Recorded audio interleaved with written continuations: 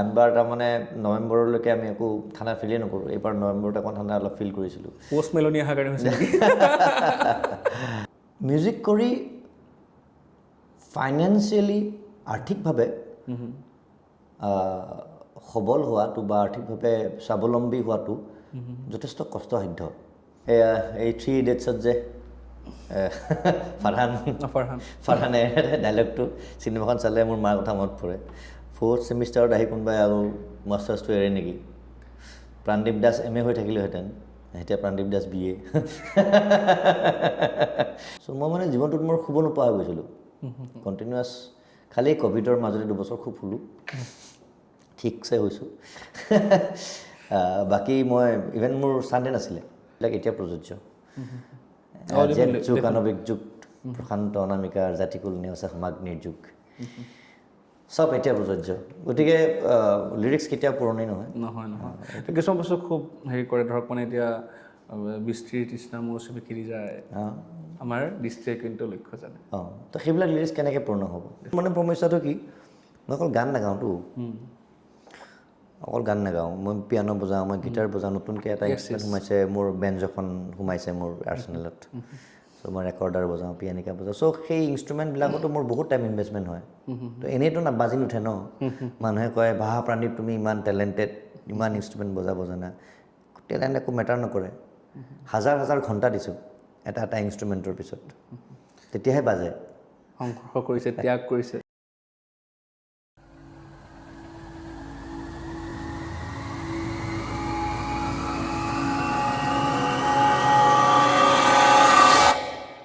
সকলোকে নমস্কাৰ জনাইছোঁ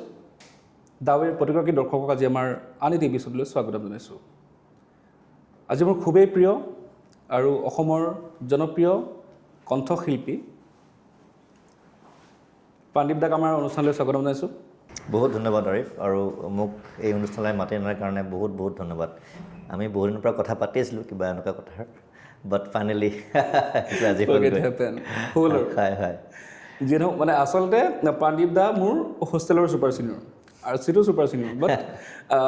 সেই বস্তুটো বেলেগ এটা কথা কিন্তু আজি আমি যিখিনি কথা পাতিম এজন প্ৰাণদীপ দাসৰ অনুৰাগী হিচাপে কথা পাতিম বা এজন আপোনাৰ পৰা শিকিবলগীয়া আমাৰ যিখিনি জানিবলগীয়া আছে বুলি ভাবোঁ বা আমাৰ যিখিনি লিচেনাৰ্ছ আছে বা আমিও যিখিনি শিকিবলগীয়া আছে জানিবলগীয়া আছে আমি সেইখিনি কথা পাতিম দাদা ভালে আছে একদম তোমাৰ কি খবৰ ফাইন এবছলিউটলি যিমানখিনি পৰা যায় ঠিকে আছোঁ আৰু ঠাণ্ডা পৰিছে এতিয়া ঠাণ্ডা লাহে লাহে পৰি আহিছে গুৱাহাটীৰ ৱেডাৰটো কিন্তু বৰ্তমান অলপমান আগতকৈ বেটাৰ হৈছে নেকি এনেকুৱা লাগিছে ভাল ঠিকে আছে এতিয়ালৈকে দিল্লী নিচিনা চোৱা নাই কিন্তু আগৰ নিচিনা ডিচেম্বৰৰ ঠাণ্ডাটো আজিকালি কোনো পৰে নাই এইবাৰ কিন্তু অকণমান ঠাণ্ডাটো আগতীয়াকৈ আহিছে আনবাৰ তাৰমানে নৱেম্বৰলৈকে আমি একো ঠাণ্ডা ফিলেই নকৰোঁ এইবাৰ নৱেম্বৰত অকণ ঠাণ্ডা অলপ ফিল কৰিছিলোঁ পোষ্ট মেলনি অহাৰ কাৰণে হৈছে নেকি যিয়ে নহওক হেৰি এইখিনিতে মানে কথা এটাকে এই বস্তুতে পাতিব পাৰি যে আপোনাৰ ধৰক এতিয়া আমাৰ বাহিৰৰ বুলিয়ে কৈছোঁ ৱেষ্টাৰ্ণ মিউজিক কৰা যিকেইজন আৰ্টিষ্ট আছে তেওঁলোকৰ যিখিনি প্ৰযোজক আছে বা তেওঁলোকে যেনেধৰণে মিউজিকটো তেওঁলোকে চৰ্চা কৰে বা তেওঁলোকৰ যিটো প্লেটফৰ্ম আছে আমাৰ ইয়াতকৈ হয়তো বহুত গুণাগুণৰ সেই দৃষ্টিত বহুত ডাঙৰ চাগে ক্ষেত্ৰখন ডাঙৰ চাগে ডাঙৰ প্লেটফৰ্ম আছে চাগে ইয়াৰে মেইন ৰিজনটো হৈছে ভাষাটো অ'কে মানে এতিয়া তুমি জানো ইটালিয়ান গান শুনিছা নুশুনো ইউজুৱেলি নুশুনো য়েছ বা স্পেনিছ বা সৰু কিবা এখন কাণ্ট্ৰিৰ যিটো ভাষা ৱৰ্ল্ডত প্ৰচলন নাই বেছি আমি ইংলিছ গান বেছি শুনো অভিয়াছলি তো ইংলিছ গানৰ যেতিয়া দৰ্শক বেছি শ্ৰোতা বেছি তেতিয়াহ'লে তাৰ মাৰ্কেটখন বেছি ডাঙৰ হয় তো ইনভেষ্টমেণ্ট কৰাৰ কাৰণে ফল বেছি থাকে চ' সেইটো এটা ৰিজন হলিউডৰ চিনেমাবিলাক যে ইমান ডাঙৰ ডাঙৰ বাজেটৰ হয় কাৰণ তেওঁলোকৰ ৱৰ্ল্ড ৱাইড শ্ৰোতা আছে দৰ্শক আছে চ' তেনেকুৱা হয় কথাটো আল্টিমেটলি মিউজিকৰ ক্ষেত্ৰতো একেই তেওঁলোকে অলপ ডাঙৰকৈ কৰিব পাৰে আমাৰ অসমীয়া ভাষাটো মানুহ খুব কম গতিকে ইমান ডাঙৰকৈ প্ৰযোজনা কৰাটো অলপ দিগদাৰ আৰু আপুনি যেতিয়া বাৰ্ণ মৰফেমছ প্ৰতিষ্ঠা কৰিছিলে হয় ফাউণ্ডাৰ মেম্বাৰ হিচাপে আজি প্ৰায় 10 বছৰ অতিক্ৰম কৰিলে হয় সেই অনুভৱটো কেনেকুৱা বিৰাট সুন্দৰ এটা অভিজ্ঞতা অনুভৱ আচলতে বেণ্ড এটা 10 বছৰ একেৰাহে কাম কৰাটো ইমান সহজ নহয় কাৰণ আৰ্টিষ্টবোৰৰ সকলোৰে এটা বেলেগ ধৰণৰ নিজৰ এটা ইগ' থাকে, এটা আণ্ডাৰষ্টেণ্ডিং থাকে। চ' কেইজনমান আৰ্টিষ্ট একেলগে লগ হৈ বহুত বছৰৰ কাৰণে একেলগে কাম কৰাটো আমি দেখিছোঁ, বহুত বেণ্ড ভাঙি যায়। বাট মানে ভগৱানৰ আশীৰ্বাদত আমাৰ বেণ্ডটো এতিয়ালৈকে ষ্ট্ৰং এণ্ড ষ্টল আমি বাঢ়ি আছোঁ। আমাৰ চলি আছে কাম। গতিকে আমাৰ 2014 পৰা আমি এজ এ বেণ্ড কাম কৰিছোঁ। 2024 আমাৰ 10 বছৰ পূৰণ হৈছে। আমি 11 নম্বৰ বছৰত আছোঁ এতিয়া। চ' মানে অসমত আপুনি যিকেইজন আমাৰ উঠি অহা চাম আছে, যোনে মিউজিক ভাল পায় বা সংগীত কৰিয়ে জীৱনটো অতিবাহিত কৰিব বিচাৰিছে, নিজৰ যিটো ভাল পোৱা বস্তু আগবাঢ়িব বিচাৰিছে, আপুনি কি ক'ব তেওঁলোকক যে অকল মিউজিক কৰি জীৱনটো বিচৰা ধৰণে লৈ যাব পাৰেনে? বা আপোনাৰ যিখিনি জাৰ্ণি আছে আমি জানো বাৰু, বাট সেইখিনি কথাকে মই মানে সামৰি পেলাই বস্তু জানিব বিচাৰিছোঁ আচলতে। মিউজিক কৰি ফাইনেন্সিয়েলি আৰ্থিকভাৱে সবল হোৱাটো বা আৰ্থিকভাৱে স্বাৱলম্বী হোৱাটো যথেষ্ট কষ্টসাধ্য। মোৰ মতে সংগীত যোনে সঁচাকৈ ভাল পায় বা কৰিব বিচাৰে, তেওঁলোকে সেই আৰ্থিক দিশটো চাব লাগিব। আৰ্থিক দিশটোতো চাবই লাগিব, কাৰণ নহ'লে চলিব কেনেকৈ? এটা সময়ত সংসাৰ কৰিবলগীয়া হয়, এটা সময়ত দায়িত্ব বাঢ়ি যায়। কিন্তু যদি ডাঙৰকৈ মানে বা নিজাববীয়াকৈ বা ভালকৈ মিউজিক কৰিব যাব লাগে, তেতিয়াহ'লে ছেক্ৰিফাইচ কৰিব লাগিব কিছুমান বস্তু। ইমান সহজ নহয়। তাৰমানে সংগীত কৰিয়েই এতিয়া আৰু এটা কথা আছে বাৰু, সুতৰ লগত একেলগে গৈ পেলাই মিউজিক কৰি পেলাই স্বাৱলম্বী হোৱাটো বেলেগ, আৰু সুতৰ বিপৰীতে গৈ নিজৰ এটা ধাৰা সৃষ্টি কৰি সেইটোৰ ওপৰত থিয় দি আৰ্থিকভাৱে সবল হোৱাটো এটা বেলেগ। চ' এইটো নিজৰ কথা, নিজৰ সেই শিল্পীজনৰ কেনেকুৱা ইচ্ছা। যদি খুব ভাগ্য অত্যন্ত যদি ভাল নহয়, তেতিয়াহ'লে কিন্তু সংঘৰ্ষ থাকিবই, ষ্ট্ৰাগল থাকিবই। আপোনাৰ জীৱনত যথেষ্টখিনি সংঘৰ্ষৰে পাৰ কৰিছে আপুনি? বহুত। এতিয়া চলি আছে। য়েছ। এতিয়া ষ্ট্ৰাগল শেষ হোৱা নাই, এতিয়া ষ্ট্ৰাগল চলি আছে। আপুনি মাষ্টাৰ্ছ কৰি থাকোঁতে 4th ছেমিষ্টাৰত হয়, আপুনি এৰি থৈ যাবলগীয়া হৈছিলে? এৰিলোঁ। তাৰ কাৰণে আপোনাৰ কিবা ৰিগ্ৰেট আছে? মোৰ ৰিগ্ৰেট নাই, মাৰ গালি খাই থাকোঁ এতিয়াও। বোলে 4th ছেমিষ্টাৰত আহি কোনোবাই এৰে নেকি? এই 3 Idiotsত যে ফাৰহানে ডাইলগটো চিনেমাখন চালে মোৰ মাৰ কথা মনত পৰে। 4th ছেমিষ্টাৰত আহি কোনোবাই আৰু মাষ্টাৰ্ছটো এৰে নেকি? প্ৰাণদীপ দাস MA হৈ থাকিলেহেঁতেন, এতিয়া প্ৰাণদীপ দাস BA। চ' মোৰ কাৰণে ইমান মেটাৰ নকৰে। মাৰ মাজে মাজে দুখ লাগে ভাবিলে। মানে সেই পাৰ্চপেক্টিভটো এনেকুৱা নেকি যে মাষ্টাৰ্ছটো কৰিলে চাকৰি কৰিব পাৰিলেহেঁতেন ভাল এটা, নে আপোনাৰ মাষ্টাৰটো মানে মেটাৰ কৰে, মানে মাষ্টাৰ্ছ কৰিছে আৰু এটা ছেমিষ্টাৰ কৰিলে পাৰ কৰিলে তেনেকুৱা কিবা এটা চিন্তা? তাৰমানে হয়, মাৰ ফালৰ পৰা যদি চাব যাওঁ, এতিয়া মোৰো কেতিয়াবা লাগে, কেতিয়াবা মই ৰিচাৰ্চ ৱৰ্ক কৰিব বিচাৰোঁ এতিয়া, কিন্তু মোৰ মাষ্টাৰ্ছ নাই, য'ত মই সেইকাৰণে মই PhD কাৰণে যাব নোৱাৰোঁ। তো মাজতে মই সেইটোৰ কাৰণে দুবাৰমান ডিষ্টেঞ্চত মাষ্টাৰ্ছ কৰিবৰ কাৰণে ট্ৰাই কৰিলোঁ, 2বাৰ ফৰ্ম ফিল আপো কৰিলোঁ, মানে মুম্বাইৰ পৰা ঘূৰি অহাৰ পিছত, বাট হৈ নুঠিল। এইটো সম্ভৱ নহয়। এতিয়া মই যেতিয়া পূৰা প্ৰফেচনেলি মিউজিকত কামত সোমাই গৈছোঁ, এতিয়া আৰু সেই পঢ়াৰ ধৈৰ্য সেইটো একেবাৰে নাইকিয়া হৈছে। সেয়াই আৰু চলি আছে। অ'কে, যিয়ে নহওক, এতিয়া আপোনাৰ ষ্ট্ৰাগলৰ কথাই কৈছোঁ। মানে এতিয়াতো আপুনি চাকৰি নকৰে? চাকৰি বাদ দিলোঁ। চাকৰিত আছিলে? চাকৰি আছিলোঁ। 2012 চনৰ পৰা 2024 চনলৈকে চাকৰি কৰিছোঁ as a music teacher. Okay. 2খন দিল্লী পাব্লিক স্কুলত, প্ৰথমতে দিল্লী পাব্লিক স্কুল গুৱাহাটী, তাৰপিছত Delhi public school Khanapara, as a music teacher কাম কৰিছোঁ। যথেষ্টখিনি অভিজ্ঞতা দিছে, যথেষ্ট শিকিছোঁ শিকাই। আৰু যিটো ডিচিশ্যন ল'লে আপুনি এবছৰ আগত যে এতিয়া অকল মিউজিকে কৰিম, হয়, ইভেন আফটাৰ মেৰিড, বিয়া পতাৰ পিছত আপোনাৰ সন্তান এজনো আছে, তো সেই ডিচিশ্যনটো মানে কি বুলি কয়, কেলকুলেটিভ আছিল না আৱেগিক আছিল? আৱেগিক সম্পূৰ্ণ, কোনো কেলকুলেশ্যন কৰা নাই। মানে 2012 চনৰ পৰা 24 চনলৈকে 12 বছৰতকৈ বেছি আচলতে, অলমষ্ট 13 ইয়াৰ্ছ যদি 24 চনটো ধৰোঁ। চ' চাকৰিৰ দিনটো চাকৰি, তাৰপিছত ইভিনিং আকৌ ক্লাছেছ থাকে, দেন বেণ্ডৰ জেমিং, প্ৰেক্টিছ ছেশ্যনছ, তাৰপিছত আকৌ ৰাতি নিজৰ এৰেঞ্জমেণ্ট, কাৰণ অকল প্ৰেক্টিছ কৰিলে নহ'ব, গান ৰিলিজ কৰিব লাগিব। চ' তেনেকৈ নিজৰ ঘৰত আহি পেলাই আকৌ কম্পিউটাৰত বহি ৰাতি 2টা 3টালৈকে 4টালৈকে কাম কৰা, এনেকেই ৰাতিপুৱা 7টা বজাত উঠি স্কুল দৌৰা, যিটো এটা হেক্টিক লাইফ, যিটো পৰিশ্ৰম হৈছিলে তাৰমানে। চ' মই মানে জীৱনটোত মোৰ শুব নোপোৱা হৈ গৈছিলোঁ কণ্টিনিউৱাছ। খালি ক'ভিডৰ মাজতে 2 বছৰ খুব শুলোঁ, ঠিকছে হৈছোঁ। বাকী মই ইভেন মোৰ ছানডে নাছিলে, মোৰ জীৱনত ছানডে নাই, কোনো বন্ধৰ দিন নাই। মানে আপুনি নিজৰ কাৰণে কেতিয়াও সময় পোৱাই নাই? নাই পোৱা। মই নিজৰ কাৰণে সময়টো বা কিমান বছৰ হ'ল হা আপুনি নিজৰ কাৰণে সময় দিব কিমান বছৰ হ'ল? তাৰমানে 2012 চনত চাকৰি কৰিলোঁতো, 2012 চনত আচলতে মই বিয়া পাতিলোঁ। বিয়া পাতি চাকৰি কৰিবলগীয়া হ'ল, নহ'লে মই কেতিয়াও চাকৰি নকৰিলোহেঁতেন। সেই দিন ধৰি তাৰ আগতে মোৰ লাইফটো অলপ বেলেগ আছিলে। মই ফ্ৰীলেন্স মিউজিক কৰি আছিলোঁ। ৰাতিপুৱা 4টা 5টাত শুওঁ, ৰাতিপুৱা উঠোঁ 11টা 12টা 1টা, কোনো ইচ্ছা আৰু নিজৰ যেতিয়া উঠিব মন যায়, যেতিয়া শুব মন যায়। মানে বিয়া পাতিবলৈ আপোনাৰ মানে ঘৰৰ পৰা ফ'ৰ্চফুলি বিয়া পাতি দিছে নেকি? নাই নাই নাই, মইতো পলাই বিয়া পাতিছিলোঁ, লাভ মেৰিজ। চ' সেইটো হোৱাৰ পিছত যেতিয়া বিয়া পাতিলোঁ, তেতিয়া মই আল্টিমেটলি চাকৰিত সোমাবলগীয়া হ'ল। আৰু আপুনি যেতিয়া বিয়া পাতিছিলে হয়, সেই টাইমিংটো আপোনাৰ সেইটো প্ৰেক্টিকেল ডিচিশ্যন আছিল নে ইম'চনেল? আৱেগিক। মই কোনো প্ৰেক্টিকেলভাৱে কামেই কৰা নাই জীৱনত। যি মন যায় তাকে কৰিছোঁ, যিটো ভাল লাগে সেই মুহূৰ্তত কৰি। চ' এজনী ছোৱালী ভাল পাইছিলোঁ, গতিকে বিয়া নাপাতিলে নহ'ব আৰু ন, বিয়া পাতিবই লাগিব। চ' কিবাকিবি হ'ল,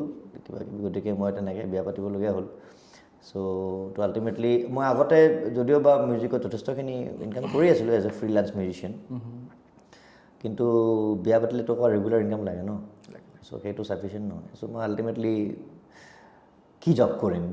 তো মিউজিক টিচাৰটো মোৰ কাৰণে আটাইতকৈ সুবিধা আছিলে, কাৰণ মই মিউজিকৰ লগতে কানেক্টেড হৈ থাকিব পাৰিলোঁ ইমান বছৰ। গতিকে বিয়াৰ পিছতে মই তেনেকৈ চাকৰি কৰিব ষ্টাৰ্ট কৰিলোঁ। কিন্তু এই সময়ছোৱাত মই যথেষ্ট কাম কৰিছোঁ, নোহোৱাকৈ কাম কৰিছোঁ, বহুত কষ্ট কৰিছোঁ। আৰু ফাইনেলি যোৱা বছৰ এটা বল্ড ডিচিশ্যন, এটা সাহসী সিদ্ধান্ত এটা ল'লোঁ মই, যে মই চাকৰি নকৰোঁ আৰু ভগৱানৰ কৃপাত মই এবছৰ ছাষ্টেইন কৰিলোঁ চাকৰি নকৰাকৈ। মানে আপোনাৰ বছ কালচাৰটোৰ পৰা অসুবিধা আছে নেকি অলপ? নাই নাই, মোৰ মানে বেছিকেলি আপুনি মিউজিক ভাল পাই কাৰণে এৰিছে বা মিউজিকটো 100% কৰিব বিচাৰিছে কাৰণে এৰিছে? য়েছ। বাট বছ কালচাৰৰ আপোনাৰ প্ৰব্লেম নাই? নাই, বছ কালচাৰটো প্ৰব্লেম আছে, কাৰণ কিন্তু মই যিজনী ছেকেণ্ড টাইম DPS খানাপাৰাত কাম কৰি আছিলোঁ, তাতে আমাৰ প্ৰিন্সিপাল আছিলে মিছেছ মালবিকা ভট্ট। তেখেত মোৰ কাৰণে কেতিয়াও বছ নাছিলে, তেখেত মোৰ কাৰণে মাৰ নিচিনা আছিলে। মোক যিমান ছাপৰ্ট কৰিছে, মই যদি জীৱনত কেতিয়াবা ডাঙৰ মিউজিচিয়ান হওঁ বা কেতিয়াবা যদি মানুহে মোৰ নাম জানে এজ এ মিউজিচিয়ান, তাতে মেমৰ হাত যথেষ্ট থাকিব। কাৰণ জানে, প্ৰাইভেট স্কুলত কাম কৰিলে 8টা বজাত আমাৰ স্কুল সোমাব লাগে, 8:10 সোমাব নিদিয়ে। এনেকুৱা প্ৰাইভেট স্কুলবিলাক হয়, ষ্ট্ৰিক্ট হয়। কিন্তু মেমে জানো মোক কি ভাল পালে, মোৰ কাৰণে অলপমান ফ্লেক্সিবল আছিলে বস্তুবিলাক। মানে আপুনি DPS গুৱাহাটীত সেইটো সুবিধা পোৱা নাছিলে? নাই, DPS গুৱাহাটী যথেষ্ট ষ্ট্ৰিক্ট আছিলে। তাতে অলপ মোক প্ৰিন্সিপাল মেমে লাষ্টত যেতিয়া মই চাকৰি ৰিজাইন দিছিলোঁ, তাৰ আগে মোক মাতি পেলাই কৈছিলে, জানো তুমি বাহিৰত কাম কৰা, বাহিৰত মিউজিক কৰা, তুমি টেলেণ্টেড মানুহ, কিন্তু আমাক স্কুলতো তুমি ভালকৈ কাম কৰা, কিন্তু তুমি 2টা কাম কৰিলে দুফালে চাফাৰ কৰে। তো ইউ হেভ টু ডিচাইড, হয় চাকৰি কৰা নহ'লে মিউজিক কৰা। আপুনি কি কৰিলে? মই চাকৰি ৰিজাইন দিলোঁ। তাৰপিছত মই চেষ্টা কৰিলোঁ মাজতে 6-7 মাহ চাকৰি নকৰাকৈ। তাৰপিছত বিহু প্ৰগ্ৰেমছবোৰ আহিলে, সেইবছৰ মই বিহুত 1 নে 2খন শ্ব' পালোঁ। তো গম পালোঁ যে মই মিউজিক কৰি এতিয়াও ছাষ্টেইন কৰিব পৰা হোৱা নাই, কাৰণ মোৰ সংসাৰ আছিলে। এইখিনি চিটুৱেশ্যনত বৰ ৰিয়েকশ্যনবোৰ কেনেকুৱা আছিলে? ধৰক মানে আপোনাৰ আপুনি আফটাৰ মেৰিজ, মানে আপুনি আপোনাৰ ল'ৰা ছোৱালী হোৱাৰ পিছত আপুনি ষ্টিল মানে ধৰক মিউজিকৰ মানে কুৱেশ্যনটো অহাৰ পিছত আপুনি চাকৰি এৰি দিলে? নাই, যেতিয়া মই DPSত চাকৰিটো এৰিছোঁ, তেতিয়া মোৰ ল'ৰা হোৱা নাছিলে, জন্ম হোৱা নাছিলে। তেওঁৰ জন্ম হৈছে 18ত, মই 16ত চাকৰি এৰিছিলোঁ। মোৰ ৱাইফে মোক কেতিয়া মানে মই মিউজিকটো আচলতে তেওঁ চাকৰি কৰাটো বিচাৰিছিলে। মই চাকৰি মানে কি আৰু যিটো 10 to 5 জব বা 9 to 5 জব যিটো কৰে মানুহে ধুনীয়াকৈ দিনটো চাকৰি কৰে ইভিনিং আহি পেলাই ফেমিলি টাইম কটায় সেইটো তেওঁ সঁচাকৈ বিচাৰিছিলে বাট মই চাকৰি এৰাতেও মোক কেতিয়াও মানা কৰা নাই তাৰমানে যে তুমি এইটো কৰিব নোৱাৰা বেছিকেলি আপোনাৰ পেচেণ্টটো ৰেচপেক্ট কৰিছিলে এইটো তেওঁৰ ফালৰ পৰা মই সেইটো এটলিষ্ট বাধা পোৱা নাই যে তুমি চাকৰি এৰিব নোৱাৰা তুমি চাকৰি কৰিব লাগিব এনেকুৱা ধৰণৰ কথা আৰু পাৰ্টনাৰে ছাপৰ্ট কৰাটো আপুনি কি ভাবে কিমান ইম্পৰ্টেণ্ট বহুত ইম্পৰ্টেণ্ট যদি এটা লেভেলত 1 পৰা 10লৈকে যদি আমি সংখ্যাৰে আমি বুজাবলৈ যাওঁ কিমান ইম্পৰ্টেণ্ট 100 তাৰমানে মিউজিচিয়ান বা ক্ৰিয়েটিভ ৱৰ্ল্ড ক্ৰিয়েটিভ কামৰ লগত যিখিনি মানুহ জড়িত হৈ থাকে তাৰ কাৰণে যদি বিয়া পাতে বিয়া নাপাতাকৈ থাকিব পৰাটো ভাল ক্ৰিয়েটিভ মানুহৰ কাৰণে সেইটো কিয় টাইম দিব নোৱাৰে যদি 100% ক্ৰিয়েটিভ হয়েই যদি সম্পূৰ্ণ ক্ৰিয়েটিভ হয় তেতিয়াহ'লে টাইম দিব নোৱাৰে যদি আউট অফ দিছ ৱৰ্ল্ড কিবা বেলেগ কিবা এটা বস্তু কৰিম বুলি ভাবে এনে যদি ৰেগুলাৰ কিবা এটা আজি নাটক এখন আছে কৰি আহোঁ আজি কিবা এখন কাম পাইছোঁ কৰি আহোঁ তেনেকৈ কৰিলে মেনেজ কৰিব পাৰে মেইনটেইন কৰিব পাৰে বাট কিবা এটা নতুন বস্তু সৃষ্টি কৰিম কিবা এটা নতুন ধাৰা আনিম তেনেকৈ যদি কাম কৰিব বিচাৰে তেতিয়াহ'লে পাৰ্টনাৰজন যথেষ্ট ছাপৰ্টিভ লাগিব তো এই কাৰণে মোৰ ৱাইফৰ লগত বহুত কাজিয়াও হৈছে বহুত বেয়া সময়ো গৈছে কাৰণ মই কেতিয়াও আফটাৰ মেৰিজ টাইম দিব পৰা নাছিলোঁ আৰু অ'কে চ' আমি লাইফৰ কথাখিনি আকৌ ঘূৰি আহিম বাট উইদিন দিছ কথা এটা সুধিছোঁ আপুনি গাড়ী চলাই ভাল পায় যিমান দূৰ জানো মই একদম বহুত মই বিশেষকৈ পাহাৰত অ'কে আৰু আপোনাৰ ফেভৰেট কাৰ তেনেকুৱা একো নাই মই চব গাড়ী চলাই ভাল পাওঁ MUV SUV sedan hatchback anything but মই এটা কথা মেনশ্যন কৰিব বিচাৰিম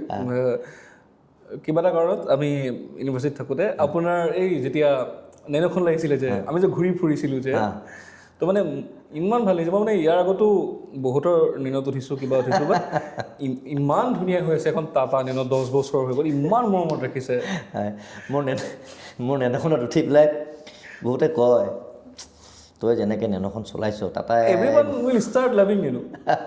নাই বহুতে কৈছে মোৰ নেন'খনত উঠি পেলাই আচলতে নেন'খনৰ প্ৰতি বহুতৰে ভুল ধাৰণা এটা আছে বেয়া গাড়ী বুলি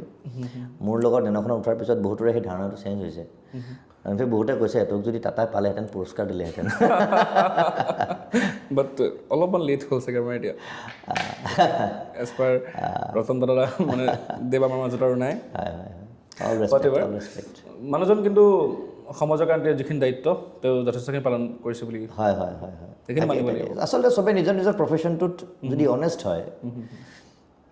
যি কাম নকৰক কিয় এনিখন সমাজৰ যিকোনো বৰ্গৰ যিকোনো মানুহে যদি নিজৰ কামটো খুব নিয়াৰিকৈ ভালকৈ কৰে আমাৰ সমাজখন আমাৰ জেগাত আমি য'ত থাকোঁ সেইটো বেছি ভাল হ'ব তাৰমানে থাকিবলৈ সেইটোৱে কথা আপোনাৰ গাড়ী লৈ পেলাই কিবা ইনচিডেণ্ট আছে নেকি মানে ধৰক এয়া কি বুলি কয় ন কিবা বিশেষ ইনচিডেণ্ট আমাৰ নেন'খন লৈ পেলাই বিশেষকৈ মোৰ জানিবলগীয়া আছে কিবা ইনচিডেণ্ট আছে নেকি স্পেচিয়েল কিবা এনিথিং স্পেচিয়েল যিটো লৈ পেলাই মানে আপুনি ৱাও তেনেকুৱা এটা চিটুৱেশ্যন হৈ গৈছিল তেনেকুৱা এবাৰ কি হ'ল মই যে DPS খানাপাৰাত কাম কৰোঁ মই জাষ্ট সোমাইছোঁ 2018ৰ কথা মই 17ত সোমাইছোঁ এইটো 18ৰ জানুৱাৰীৰ কথা আমি কেইজনমান মেল ষ্টাফ আমি একেলগে মানে ফুৰিব যাম ডাউকি তাতে থাকিম মেলি আমি দুদিন থাকি আহিম আৰু তো এখন আমাৰ এষ্টিম আছিলে মানে মাৰুতি এষ্টিম এখন আছিলে আৰু মোৰ নেন'খন আৰু বাকী বাইক তো মোৰ নেন'খনত পূৰা বস্তু ভৰ্তি কৰি দিয়া হৈছে তোচক খৰি চৰি ঢেৰ বস্তু পিছফালে আৰু সন্মুখত Rupam table tennis lawn tennis coach আমাৰ স্কুলৰ চ' সি হেল্ডি যথেষ্ট 90ৰ ওপৰত তেওঁৰ ওজন আৰু মই ফুল লোড গাড়ী তাৰপিছত শ্বিলং বৰাপানী পোৱাৰ আগতে এতিয়া তুমি গ'লে দেখা পাবা এটা নতুনকৈ ৰাস্তাটো হৈছে আৰু এটা ষ্ট্ৰেইট এনেকৈ হাপ এটা আছে বহুত বৰাপানী পোৱাৰ আগে নংপু পাৰ হৈ একেবাৰে ওপৰলৈ যে এটা বহুত এনেকৈ নামি গৈ এনেকৈ ষ্ট্ৰেইট এটা বহুত দীঘল দূৰলৈকে দেখা পায় গাড়ী চলাই খুব ভাল লাগে সেইখিনি খুব ভাল লাগে কিনাৰ দোকানখিনি যে আছে তো সেইখিনি আপ এটা আছে বহুত ডাঙৰ দেখা পায় দূৰলৈকে তো সেইফালৰ পৰা আকৌ গাড়ী আহি থকা নাই তো মই কি কৰিছোঁ এক্সিলেটাৰ ফ্ল'ৰ কৰি দিছোঁ পূৰা এক্সিলেটাৰ ফ্ল'ৰ গাড়ীৰ পৰা উঠিছে 80, 90, 100 ৰূপমে এনেকৈ থৈ লৈছে দেই ওপৰৰ হেণ্ডেলডালত থৈ লৈছে ভয় লাগিছে নেনো হয় এয়াৰ বেগটো নাই গৈ আছে গাড়ী ডিজায়াৰ পাৰ হৈ গ'ল বলেৰো পাৰ হৈ গ'ল চাই আছে দেই স্কৰপিঅ' পাৰ হৈছে লাষ্টত XUV 700 এখন সিখনো পাৰ হ'ল তেতিয়া ৰূপমে লাহেকৈ মাত দিছে প্ৰাণদীপ দা আপুনি XUV-কো নেৰিলে এইটো ইনচিডেণ্ট মনত আছে মানে এইটো কিমান চনৰ ঘটনা বুলি ক'লে 18 মানে XUV 500 আছিল চাগে তেতিয়া মেবি 500 আছিলে মুঠতে মানে হোৱাটএভাৰ মানে ধৰক মানে আপুনি নেনৰে চবকে মানে মিছ কৰিছে চবকে অভাৰটেক কৰি ওলাই গৈছোঁ মই ই পাগল হৈ গৈছে বা নেনৰ ইমান দম আগতে দেখা নাছিলোঁ বোলে ৰিয়েলি মানে মোৰ নেনক লৈ কনচেপ্টটো বেলেগ আছিল মই আপোনাৰ নেনখন উঠাৰ পিছত নেনৰ ওপৰত মই বহুত ৰিচাৰ্চ কৰিলোঁ যে এনেকুৱা কথা নেনখন মানুহে কিয় নল'লে কিয় নচলিলে পিছত মই গম পালোঁ নহয় ৰতন দাদা কিবা ইনিচিয়েটিভ লৈছিলে এনেকুৱাও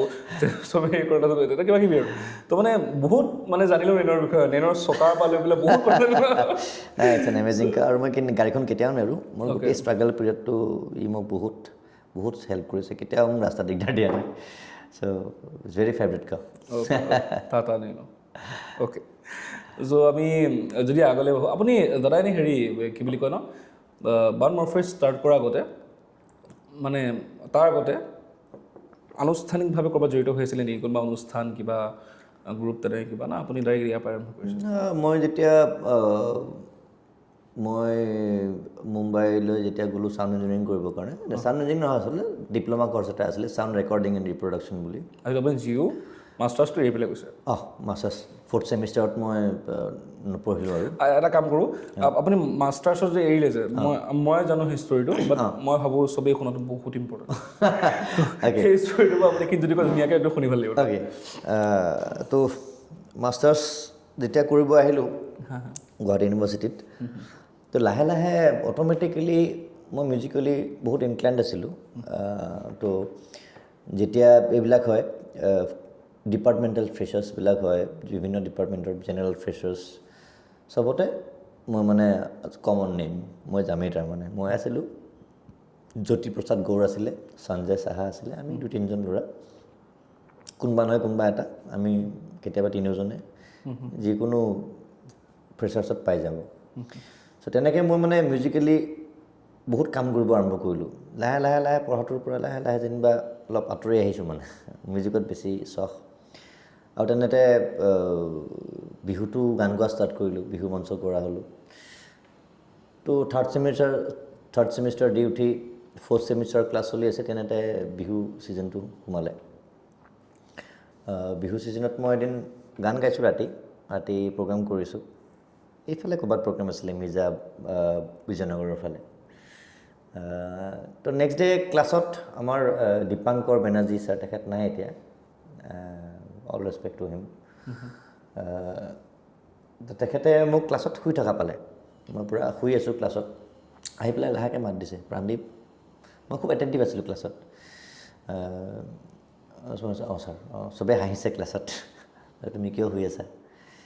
বোলে ছাৰ মই কালি শুৱা নাই ৰাতি মই কেতিয়া টোপনি আহি গ'ল গমেই নাপালোঁ বোলে কিয় শুৱা নাই বোলে শ্ব' আছিলে প্ৰগ্ৰেম আছিলে কি প্ৰগ্ৰেম বোলে বিহুৰ প্ৰগ্ৰেম গান গাওঁ ছাৰ মই চ' মোৰ শ্ব' আছিলে তুমি যদি মিউজিক কৰা তুমি যদি গান গোৱা ইয়াত কি কৰি আছা মই আচৰিত হ'লোঁ কৈছে ইয়াতে 60জন ল'ৰা ছোৱালী এডমিশ্যন লৈছে মাষ্টাৰ্ছ কৰিবৰ কাৰণে এই 60জন ল'ৰা ছোৱালীয়ে চাকৰি পাবনে সংস্থাপন পাবনে গেৰেণ্টি নাই তো তোমাৰ যদি এক্সট্ৰা কিবা কেপেবিলিটিজ আছে কিবা যদি পেশ্যন আছে সেইটো কিয় ফ'ল' নকৰা পাৰ্চিউ নকৰা এইটোৰ ওপৰত কিয় কাম নকৰা এইদিনাখন ক্লাছৰ পৰা সেই ছাৰৰ কথাখিনিয়ে মোক খুব চুই গ'লে আৰু আচলতে মিউজিক কৰি মই খুবেই ভাল পাওঁ আৰু মানে মিউজিক কৰি কিমান সময় দিওঁ পঢ়িলে মই অলপ বৰিং পাওঁ পঢ়াটো ইমান ভাল নালাগে মিউজিক বুলি নহয় আচলতে এই ক্ৰিয়েটিভ মই যেতিয়া ছবি আঁকোঁ মই আৰ্টো কৰোঁ অলপ চলপ আৰ্ট কৰে সৰুৰ পৰাই মোৰ ৰুমত দি গ'লে দেখিবা কেইখনমান আৰ্ট থৈ দিছোঁ মই ঘৰত তো সেইটোও যেতিয়া কৰোঁ সৰুতে চ' মায়ে ভাত খাব মাতি থাকিলেও মই শুনা নাপাওঁ চ' মই ইমান সোমাই যাওঁ বা যেতিয়া মই মিউজিক কৰোঁ মই এতিয়া প্ৰেক্টিছ কৰি থাকোঁ চ' মই কিমান সময় দিওঁ তাতে মই গম নাপাওঁ তাৰমানে চ' মই ইমান বেছি সোমাই যাব পাৰোঁ বস্তুটোত ছাৰে যেতিয়া এইটো ক'লে মই ভাবিলোঁ যে য়েছ মই ইয়াৰ ওপৰত কিবা এটা কৰা উচিত চ' চ' তেনেকৈ মই লাহেকৈ অলপ খবৰ খাতি ল'লোঁ গুৱাহাটীত থকা কেইজনমান ছাউণ্ড ইঞ্জিনিয়াৰ ভূপেশ দাক লগ কৰিলোঁ ভূপেশ দা তেওঁ মুম্বাই ইউনিভাৰ্চিটিৰ সেই মিউজিক ডিপাৰ্টমেণ্টত মানে এটা ছাউণ্ড ৰেকৰ্ডিং এণ্ড ৰিপ্ৰডাকশ্যন বুলি ডিপ্ল'মা কোৰ্চ এটা আছে তেওঁ কৰি আহিছে চ' তেওঁৰ পৰা খবৰ খাতি ল'লোঁ লৈ পেলাই মই মাষ্টাৰ্ছটো তাতে এৰি মই গুচি গ'লোঁ গৈ তাতে থাকি পেলাই এবছৰ থাকিলোঁ কোৰ্চটো শেষ কৰিলোঁ আপুনি এতিয়া মিক্স মাষ্টাৰ আপুনি অকল নিজৰ কাৰণে কৰেনে বেলেগ মানে হেৰি কাৰণে কৰে তেনেকুৱা কথা নাই আচলতে বেলেগৰ কাৰণে নকৰোঁ বুলি কিন্তু আচলতে বেলেগৰ কাম এইকাৰণে কৰা নহয় কাৰণ মোৰ নিজৰ ইমান কাম আছে মোৰ নিজৰ কামখিনি কৰিয়েই মই আজৰি হ'ব নোৱাৰোঁ মই সেইখিনি শেষ কৰিব নোৱাৰোঁ আৰু বেলেগৰ কাম কৰাটো বহুত টান হৈ যায় মোৰ কাৰণে তথাপি কিছুমান ক্ল'জ মানুহ আছে যিবিলাকে মোক ৰিকুৱেষ্ট কৰে কাম কৰিবৰ কাৰণে চ' মই কেতিয়াবা কৰি দিওঁ 2-এটা গান কৰোঁ আৰু আপুনি মানে আমি যদি দেখা পাওঁ দৰাচলতে ধৰক মানে গো উইথ দ্য ফ্ল' যিটো যেনেকুৱা ধৰক মানে এটা যিমানখিনি মিউজিক কৰে হয় তাৰ মাজত গো উইথ দ্য ফ্ল' বহুত আৰ্টিষ্ট আছে যোনে গো উইথ দ্য ফ্ল' গৈ থাকে কাম কৰে কিছুমানে তাৰ মাজতে বহুত ভাল কাম কৰে ঠিক আছে চলি যায় সমাজত ভাল নাম পায় কিন্তু আমি আপোনাক যিমান জানো যেতিয়াৰ পৰা আপোনাৰ গান শুনিছোঁ যিমান দূৰ জানো আজি ইমান বছৰ হ'ল আপুনি যদি ব্যতিক্ৰম বুলিয়ে কৈছোঁ ক'ব লাগিবই বুলি ভাবোঁ মই যিটো ব্যতিক্ৰমী চিন্তাধাৰা লৈছে যে আপুনিও মই যিমান দূৰ ভাবোঁ যে আপুনিও ৰঙা গাল কি বুলি কয় হৃদয় কথা কৈ গান গাব পাৰে কিন্তু আপোনাৰ গানবোৰ যেতিয়া আমি শুনো প্ৰেম গানটোৰ কথাই কৈছোঁ প্ৰেম যে এনেকুৱা সেইটো মানে মানুহে 1 মিনিটৰ কাৰণে ভাবিব পাৰিব মানে maybe it's not like date প্ৰেমৰটো কোনো বিশেষ সংজ্ঞা নাই কিন্তু মানে জাষ্ট ফৰ দ্য মমেণ্ট যে সেইটো ৰিয়েলিটি আৰু তো সেই ইমান ৰিয়েলিষ্টিক যিটো মানুহক মানে টাচ কৰিব পৰা ফিলিংছ আৰু মানে ইমানখিনি যে কাম কৰি আছে আপুনি ভাবেনে যে আপুনি যিখিনি আজি আৰ্টক কলাক আপুনি যিখিনি সময় দিছে অসমৰ মানুহে কেতিয়াবা আপুনি এইটো এক্সপেক্ট কৰে ন অসমৰ মানুহে বুজি পোৱাটো আৰু আপুনি এইটো ভাবেনে বুজি পাব বুলি প্ৰথম কথা হৈছে মোৰ কাৰণে মই যিমান দূৰ বিশ্বাস কৰোঁ যেতিয়া এজন আৰ্টিষ্টে কিবা এটা কাম কৰে সেই কামটো শ্ৰোতাৰ কাৰণে নকৰে নিজৰ কাৰণে কৰে নিজে কামটো কৰি হেপী হৈছোঁ নে নাই আৰু মই ভাবোঁ মই সঁচাকৈ এতিয়াও নাভাবোঁ দেই মোৰ গান মানুহে শুনিব নে নুশুনে ভাল পাব নে নাপাব এইবিলাক ভাবি কিন্তু মই গান নবনাওঁ কিন্তু এইখিনি মই এটা কথা এড অন কৰিব বিচাৰিম আপুনি মিউজিক কৰিম বুলি চাকৰিটো এৰিলে কিন্তু আপুনি সেই মিউজিকটো আপুনি ন' ডাউট আপুনি যিহেতু পিয়ৰেষ্ট ফৰ্ম অফ লাভ আছে আপোনাৰ মিউজিকৰ লগত কিন্তু আপুনি মিউজিক কৰিম বুলি যেতিয়া চাকৰিটো এৰিলে তেনেহ'লে আপোনাৰ মিউজিকৰ ফালৰ পৰা ইমানখিনি আপোনাৰ চাফিচিয়েণ্টখিনি আহিব লাগিব যাৰ কাৰণে আপুনি বিচৰা ধৰণে আপোনাৰ গোটেই বস্তু চলি থাকিব লাগিব তো আপুনি এতিয়াও সেই আৱেগীয়ে হৈ থাকিব মানে অলপ হ'লেও প্ৰেক্টিকেল হ'ব 1% হ'লেও মানে ধৰক মিউজিকৰ যিটো ব্যৱসায় বিজনেছ যিটো কথা কৈছোঁ মানে মই ইয়াত মিউজিক আৰ্টৰ কথা কৈ থকা নাই মিউজিকক সেই ব্যৱসায় হিচাপে আপুনি কেতিয়াবা 1% হ'লে চাবলৈ চেষ্টা কৰিব নে আপুনি এক্সপেক্ট কৰিব যে অসমৰ মানুহে আপোনাৰ সেই ফিলিংছখিনি বুজি পাব নে এক্সপেক্ট বুলি কোনো কথা নাই যে আপুনি জাষ্ট নিজৰ কামখিনি কৰিব মই নিজৰ কামখিনিয়ে কৰিম কেতিয়াও এইটো মই মিউজিক লৈ কেতিয়াও বিজনেছ কৰিব মই ট্ৰাই নকৰোঁ মানে তাৰমানে যদি মই মিউজিক লৈ বিজনেছ কৰিব ভাবোঁ তাৰমানে মই এতিয়া কি ভাবিম যে মানুহে কোনটো গান ভাল পাব মই তেনেকৈ গান বনাম ন তেতিয়া মোৰ গানবোৰ চব একে হৈ থাকিব তো বেচিকেলি আপোনাক নিজৰ চাউণ্ড এটা লাগে তাৰমানে কি চোৱা মানে নিজৰ চাউণ্ডটো যিটো আছে মানে এষ্টাব্লিছমেণ্ট লাগে নহয় মানে কি হয় যেতিয়া মই গান এটা কম্প'জ কৰোঁ জীৱনত মোৰ লগত হোৱা বা মোৰ আশে পাশে হোৱা যিকোনো ঘটনা এটাই মোক ট্ৰিগাৰ কৰিব পাৰে গান এটা কম্প'জ কৰিবৰ কাৰণে কেতিয়াবা কিছুমান লিৰিক্স পাওঁ যেনে এতিয়া বেলেগ কিছুমানৰ মিউজিক এতিয়া তুমি যদি মোক এটা কোৱা মই এটা গান বনাব বিচাৰোঁ তুমি লিৰিক্স এটা লিখি দিলা তেতিয়াহ'লে তোমাৰ সেই লিৰিক্সটো লৈ পেলাই মই তেনেকৈ এটা সুৰ কৰিব চেষ্টা কৰিম এইটো বেলেগ কথা বা যেতিয়া মই নিজেই এটা গান লিখোঁ বা সুৰ কৰোঁ তেতিয়া মই এইটো কথা ভাবি কেতিয়াও নিলিখোঁ বা সুৰ নকৰোঁ যে মানুহে এইটো কেনেকৈ ল'ব সেই মুহূৰ্তত মোক ট্ৰিগাৰ কৰা সেই ফিলিংছখিনিয়ে মোক গানটো লিখায় বা মই তেনেকৈ যেতিয়া সেই গানটো যিটো ফিলিংছ লৈ পেলাই মই লিখিছিলোঁ সেই ফিলিংছখিনি মই সেই ইম'শ্যনছখিনি মই মিউজিকৰ থ্ৰু দি মই মিউজিকৰ সহায়েৰে মই বুজাবলৈ চেষ্টা কৰোঁ তাত মই একো সেই মুহূৰ্তত কোনো ধৰণৰ এই গানটো মানুহে কেনেকৈ ল'ব ইয়াৰ পৰা মই ফাইনেন্সিয়েলি আৰ্থিকভাৱে কিমান পইচা ইনকাম কৰিম এইটো গান কৰিলে মই শ্ব'জ পাম নে নাপাম এইবিলাক কথা ভাবি পাই মই কেতিয়াও গান বনোৱাও নাই আৰু মই জীৱনত কেতিয়াও বনাব নোৱাৰিমো আৰু মোৰ যিখিনি ভিউৱাৰ্ছ আছে তুমি হয়তো বিশ্বাস কৰিব পৰা নকৰিব পাৰা মই 100% অৰ্গেনিক অবভিয়াছলি মই আজিলৈকে এটকাও মই প্ৰমোশ্যনৰ নামত খৰচ কৰা নাই তো যি হৈছে তুমি মোৰ ফেচবুক পেজ বা ফেচবুক মোৰ ব্ৰেণ্ডৰ পেজ হওক বা মোৰ নিজৰ একাউণ্ট হওক বা ইনষ্টা একাউণ্ট হওক তুমি যদি চোৱা মোৰ গানবিলাক যেতিয়া ৰিলিজ কৰোঁ না এক মাহ আগৰ পৰা 15 দিন আগৰ পৰা না কিবা প্ৰমোশ্যন হয় না কিবা আকৌ গানটো ৰিলিজ কৰাৰ দিনাখন মই গানটো ৰিলিজ কৰি দিওঁ জাষ্ট মই দিওঁ যে মই গান এটা ৰিলিজ কৰিলোঁ নেক্সট আকৌ যে সেই গানটোৰ ওপৰত মই কিবা কিবি দি থাকিম সেইটো নহয় আৰু এবাৰে যে ৰিলিজ হ'ল এইটো গ'ল কাৰণ নেক্সট মই আকৌ লাগি গ'লোঁ ন নেক্সট কামটোত চ' তেনেকৈ কাম কৰি আছোঁ আৰু তেনেকৈ মানুহে শুনি আছে খুব লিমিটেড শ্ৰোতা মোৰ কিন্তু এই আমি এটা গান কৰিছিলোঁ সৰু মাই বুলি বিহু সুৰীয়া গান এটা তো সেই গানটোৰ গীটাৰৰ পিচটো আৰু গানটো অলপমান হিট হ'ল মানুহে মাজতে বহুত ভালকৈ ল'লে এতিয়াও খুব চলি আছে আমাৰ মেম্বাৰ এজনৰ ৰিংটন নহয় সেইটো হয় মই শুনিছোঁ আজি বহুতৰে ৰিংটন ইনফেক্ট মই ৰিচেণ্টলি পূব কামৰূপ কলেজ গৈছিলোঁ ভাল লাগে নে তেতিয়া দাদা ভাল লাগে কিন্তু মানে মই কৈছোঁ কি কথাটো পূব কামৰূপ কলেজত গৈছিলোঁ মই যাতে জাজমেণ্ট কৰিবৰ কাৰণে ইষ্ট জোন ইণ্টাৰ কলেজ ইউথ ফেষ্টিভেলৰ কাৰণে তাতে যাওঁতে শ্ৰোতাৰ মাজত মোৰ গানটোৰ ৰিংটন বাজিছে কিন্তু হয়তো সেই মানুহজনে নাজানে যে ময়েই সেই মানুহটো যোনে সেই গানটো বনাইছোঁ বা সেই লিডটো বনোৱা মানুহটো তো মোৰ পাব্লিচিটি একদম নাই মানে মোক মানুহে চিনি নাপায় হয়তো সৰুমাই যিমান মানুহে ভাল পায় যিমান মানুহে শুনিছে বা যিমান মানুহে ৰিংটন বনাইছে তাৰে হয়তো 70% মানুহেই মোক চিনি নাপায় চ' সেইটোৰ ওপৰত কাম কৰিব আছে তো মই বিশ্বাস কৰোঁ এটা কথাই বিশ্বাস কৰোঁ মোৰ যিখিনি কাম আছে বা যিখিনি সৃষ্টি আছে সেইখিনি যদি মই ভালকৈ মানুহৰ মাজত নিবলৈ সক্ষম হওঁ তেতিয়াহ'লে অট'মেটিকেলি মানুহে গানখিনি ল'ব কাৰণ মানুহে গান শুনাই নাই মোৰ চ' সেইটো কথা যিখিনি শুনিছে তেওঁলোক হয়তো থাকি গৈছে মোৰ চিৰিয়াছ লিচনাৰ্ছ বহুত আছে অবভিয়াছলি মই মোৰ ডেইলি লাইফত মই যদি ক'ৰবাত যাওঁ কিছু আপোনাক মানে ডিছকাশ্যন এটা হয় মানে বহুতৰ গান বাজে মানে গানটো বুজিলে গানটো ভাল লাগে বুলি কয় কিন্তু আপোনাৰ গানটো বজালে আপোনাৰ কথাটো কথা তো সেই বস্তু মোৰ বহুত ভাল লাগে যে ছুপাৰ চিংগাৰো ভাল লাগে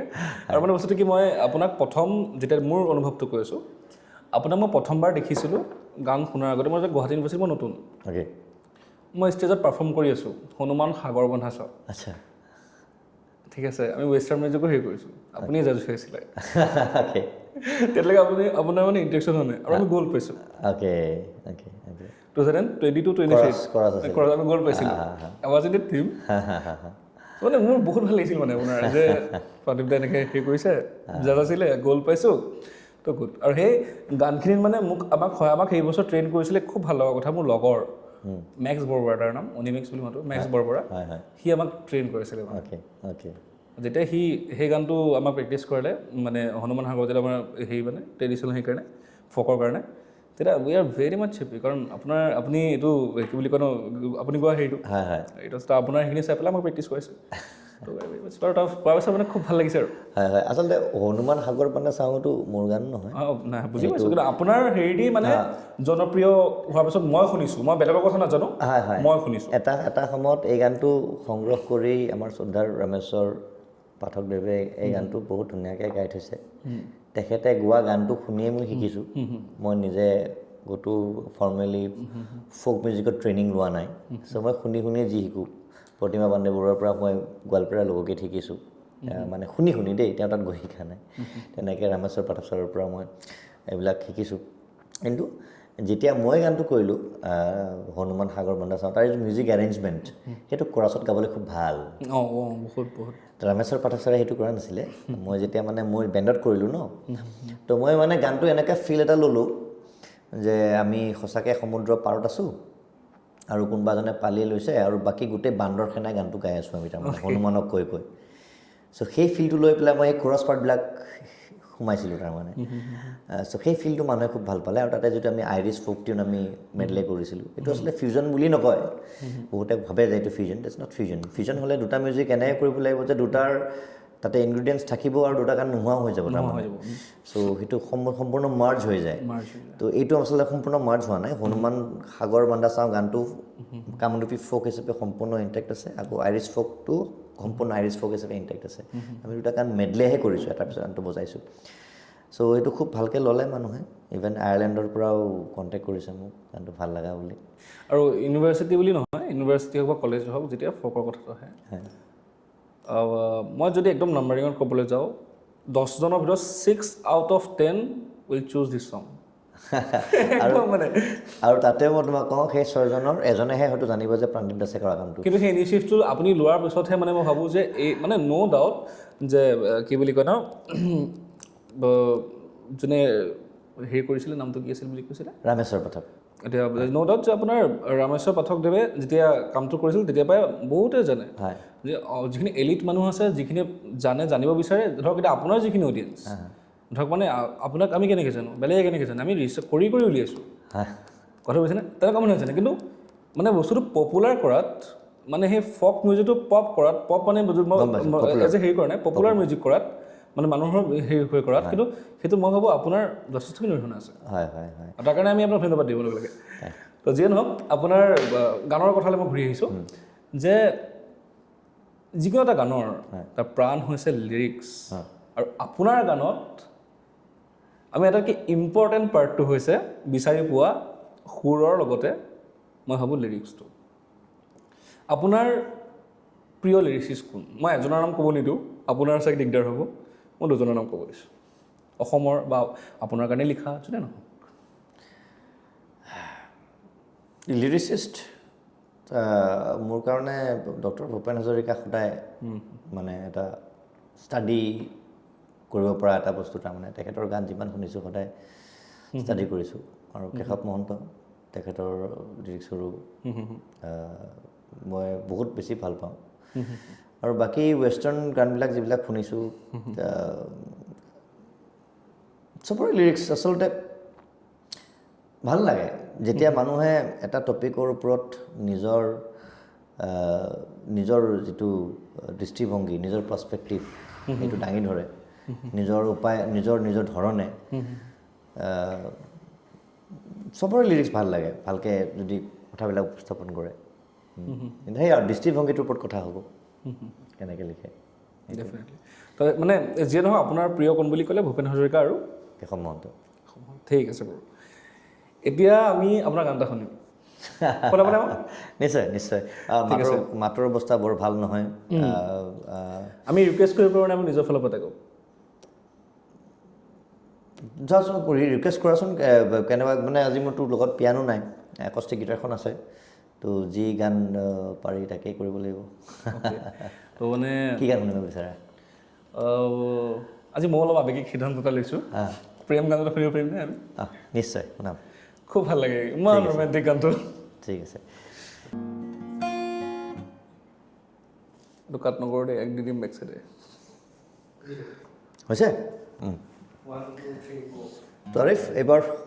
তুমি যিটো গান শুনিব বিচাৰিছা মই শুনিম এতিয়া আনৰিলিজড অ'কে ভাল পোৱাৰ কাহিনী এক্সক্লুচিভ খুব কম গাইছোঁ গানটো মই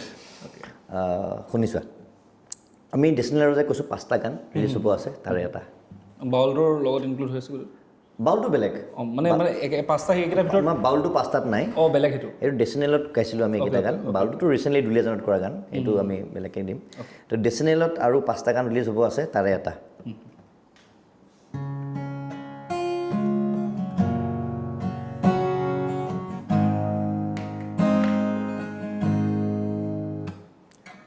ভাল পোৱাৰ কাহিনী বহুবাৰ গোৱা হ'ল প্ৰেম নামৰ খেলা পুৰণি হ'ল ৰোমিঅ' জুলিয়েট বহুবাৰ আওৰালোঁ উজাগৰি নিশাৰ গান বহু গালো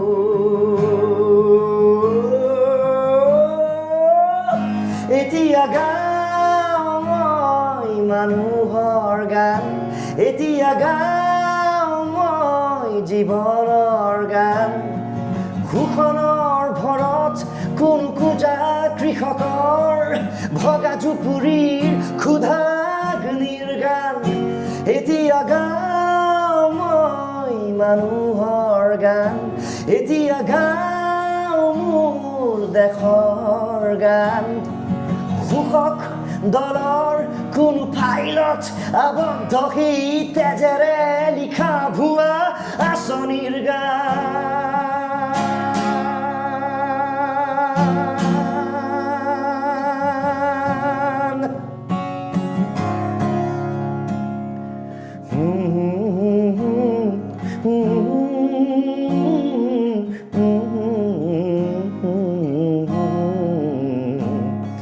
Sonaha songkha mereng joaya lagi cha sona do khom singa Sonaha songkha mereng joaya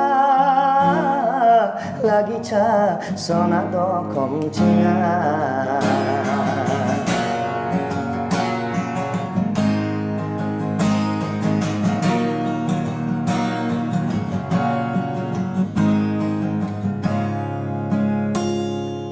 নুপুয়ার যত গান বহুবার গোয়া হল প্রতারণার কাহিনীবোৰ পুৰণি হল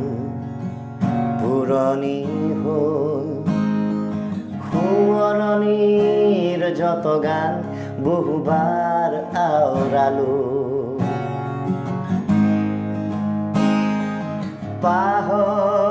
পাহৰণিৰ যুত ব্যথা বহু গালো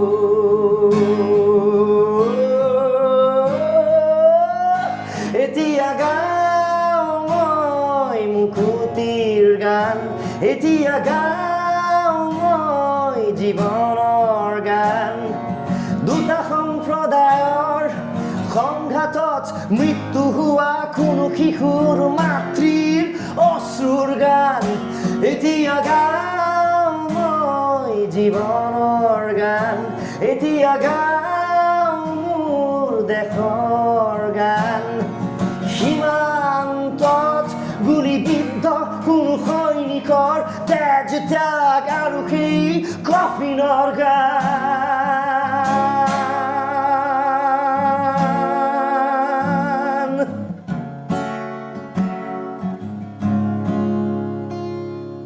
Sonaha songkha mereng joaya lagi cha sona do khom singa Sonaha songkha mereng joaya lagi cha sona do khom singa Wow,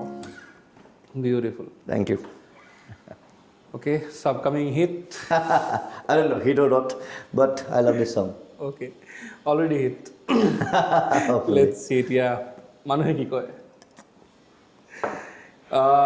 এটা গানে শুনা মানে আৰু এটা শুনাব পাৰিবনে আৰু চলো আৰু এটা শুনাই দিছোঁ অ'কে মানে আপোনাৰ ভইচটো ইমান বেয়া হৈ থকা পিছতো যে শুনাইছে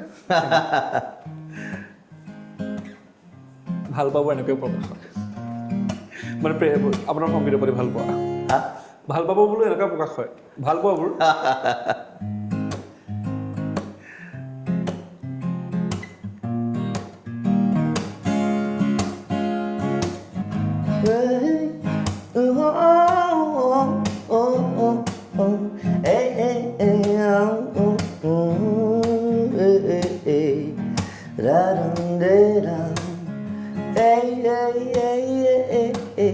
তুমি আৰু মই হাতত হাত ধৰি কোনো পাৰ্কৰ সুন্দৰ আবেলি ভৱিষ্যতৰ প্লেনিং আৰুনো কি চকু দুয়োৰে হেজাৰ হেজাৰ সপোন দুয়োৰে সঁচা কি আপোন সৰু ঘৰ এখনি আৰু লাগেনো কি পিছে যেতিয়া ভাবো মোৰ এষ্টাব্লিছমেণ্ট প্ৰাইজ হাইক আৰু আনএমপ্লয়মেণ্ট কপালত টেনশ্যনৰ ৰেখা নামে সপোনবোৰ হৈ পৰে শূন্য পিয়লা ক'ত পাওঁ সফলতাৰ জখলা ভাবোতেই ভাবোতেই সন্ধ্যা নামে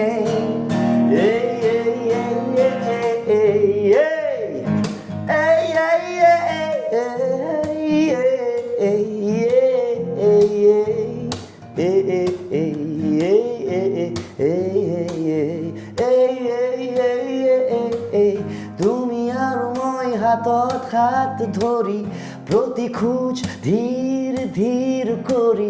তোমাৰ মিঠা সেই বিদায় হাঁহি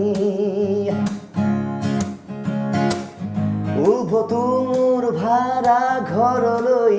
বেছি জিলেটি বেচেলৰ কোঠালৈ কম দামী চিগাৰেট ওঠত গুজি মোৰ দৰে বেকাৰ মোৰ বন্ধু সকলো আহে মোৰ সেই ভাড়া ঘৰলৈ গীটাৰত ফ্ৰাষ্ট্ৰেশ্যন সুৰ হৈ বাজে মোৰ গীতত চোন আজিকালি প্ৰেম নাই হুমুনিয়াত সুৰবোৰ যায় এনেকৈ বহু বছৰ বাগৰে na hi na na i na oh na na na na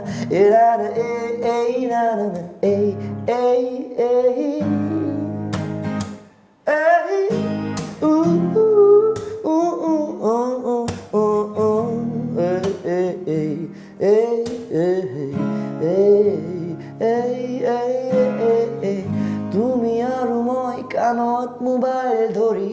কথা কম আৰু বেছি চকুৰ পানী তোমাৰ এংগেজমেণ্ট অহা কালি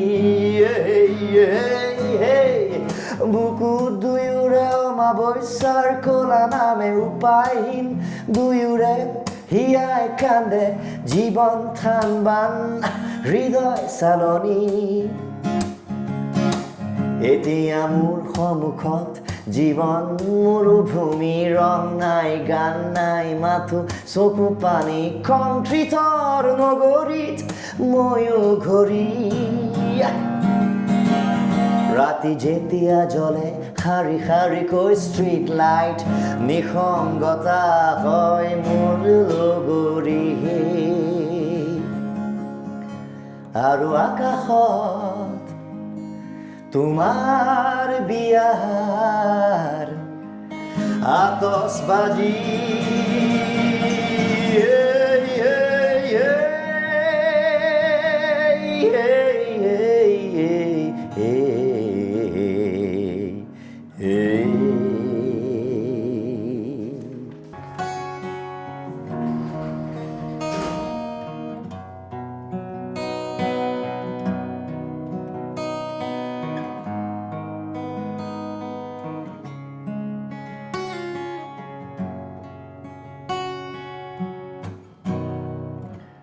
প্ৰেম মিঠা যাতনা উবুজ ভাবনাৰ আকাশ প্ৰেম মিঠা অনুভূতি মিছা অভিমানৰ প্ৰকাশ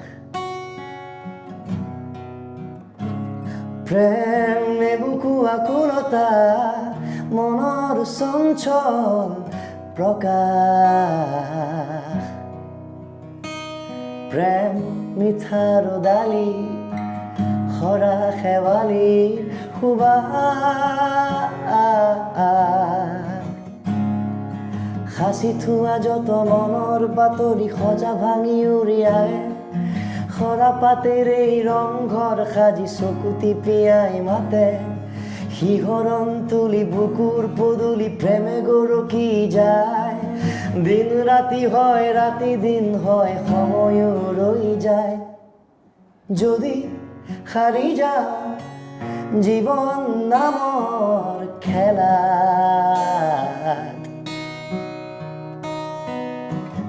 দিবানে জিৰাব মোৰ থৈ তোমাৰ কোলাত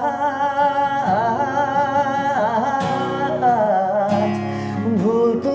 নুবুজা যদি শুধু মোৰ প্ৰেয়সী জীয়াব দিবানে আকৌ তোমাৰ মায়াত শাওনৰ ধুমুহাত যদি সপোন ভাগি পৰে আকৌ সজাবলে সাহস হবানে দুগালেদি যদি বৈ যায় চকুলোৰ এই মুকুতা কপাহী কোমল আইৰ চাদৰ হবানে প্ৰেম জোনা কি জিলমিল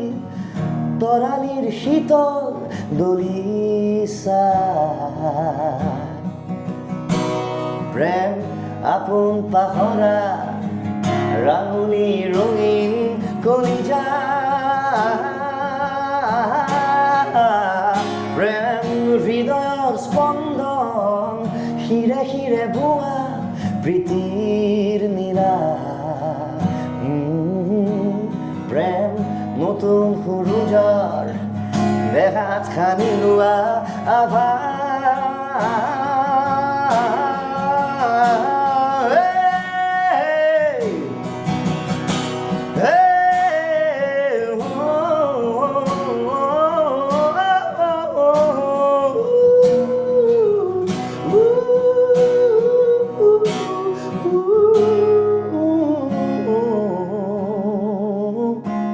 প্ৰেম এসাগৰ অপেক্ষা মেঘৰ আঁৰৰ জোনবাই প্ৰেম ভাগৰ পাহৰা সকলো ভাল লগা সময় প্ৰেম ভাগৰ পাহৰা সকলো ভাল লগা সময়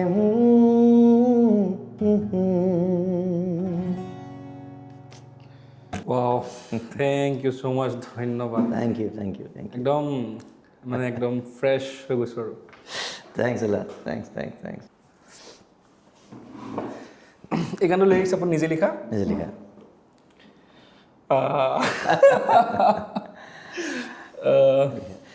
মোক যদি কোনোবা সোধে what is love okay so this is according to you yeah আপোনাৰ my definition of love okay মোৰ গানটো ওলাই আহিব পৰা নাই সদায় এনেকুৱাই হয় বাৰু আজি একেবাৰে লাইভ হৈ গ'ল কাৰণে মানে হেৰি হৈছে যিয়ে নহওক দাদা আপোনাৰ এই যিটো কথা কৈ আছিলোঁ আচলতে কি বুলি কয় যে যিকোনো এটা গানৰ হৃদয় বা আপোনাৰ গোটেই হেৰিটো লিৰিক্স আপুনি এইটো কথা মানেনে অঁ মানে যিমানখিনি মানে পাৰ্টিচিপেশ্যন মিউজিকৰ আছে আপোনাৰ কি বুলি কম্পজিশ্যনৰ আছে লিৰিক্সটোৰ ওপৰতো তাতকৈ বেছি দায়িত্ব আছে বা সিমানখিনি দায়িত্ব আছে সমান দায়িত্ব আছে আচলতে গান তিনি ধৰণে হয় এটা হৈছে লিৰিক্স আগত হয় দেন টিউন হয় এটা টিউন আগত হয় তাৰ লগত লিৰিক্স লিখা যায় আৰু এক ধৰণৰ হৈছে দুটা একেলগে ওলায় আপুনি কোনটো প্ৰিফাৰ কৰে তিনিওটা হয় কিছুমান গান মই বেছিকৈ নাই কোনো এই প্ৰেম গানটোৰ সুৰটো মই বহুত দিনৰ পৰা এনেই গুণগুণাই থাকোঁ গাই থাকোঁ লিৰিক্সটো অহা নাই এতিয়া এই সুৰটোৰ লগত মই কি লিৰিক্স লিখিম ঘপকৈ এদিন ট্ৰিগাৰ কৰিলে একেচাতে লিৰিক্স হৈ গ'ল অ'কে একে বহাত লিখিছেনে একেবাৰে কলম বহা মই আচলতে মেক্সিমাম গান মোৰ তেনেকুৱা হয় দেই মানে মই মেক্সিমাম গান কেতিয়া বোলে আজি অলপমান লিখিলোঁ নেক্সট এদিন এখন এনেকৈ নহয় মেক্সিমাম গান এবাৰে বহিলোঁ এবাৰে লিখিলোঁ এবাৰে শেষ কাৰেকশ্যনছ হয় কেতিয়াবা এইটো বৰ ভাল লগা নাই সুৰৰ লগত গাওঁতে চেঞ্জ হয়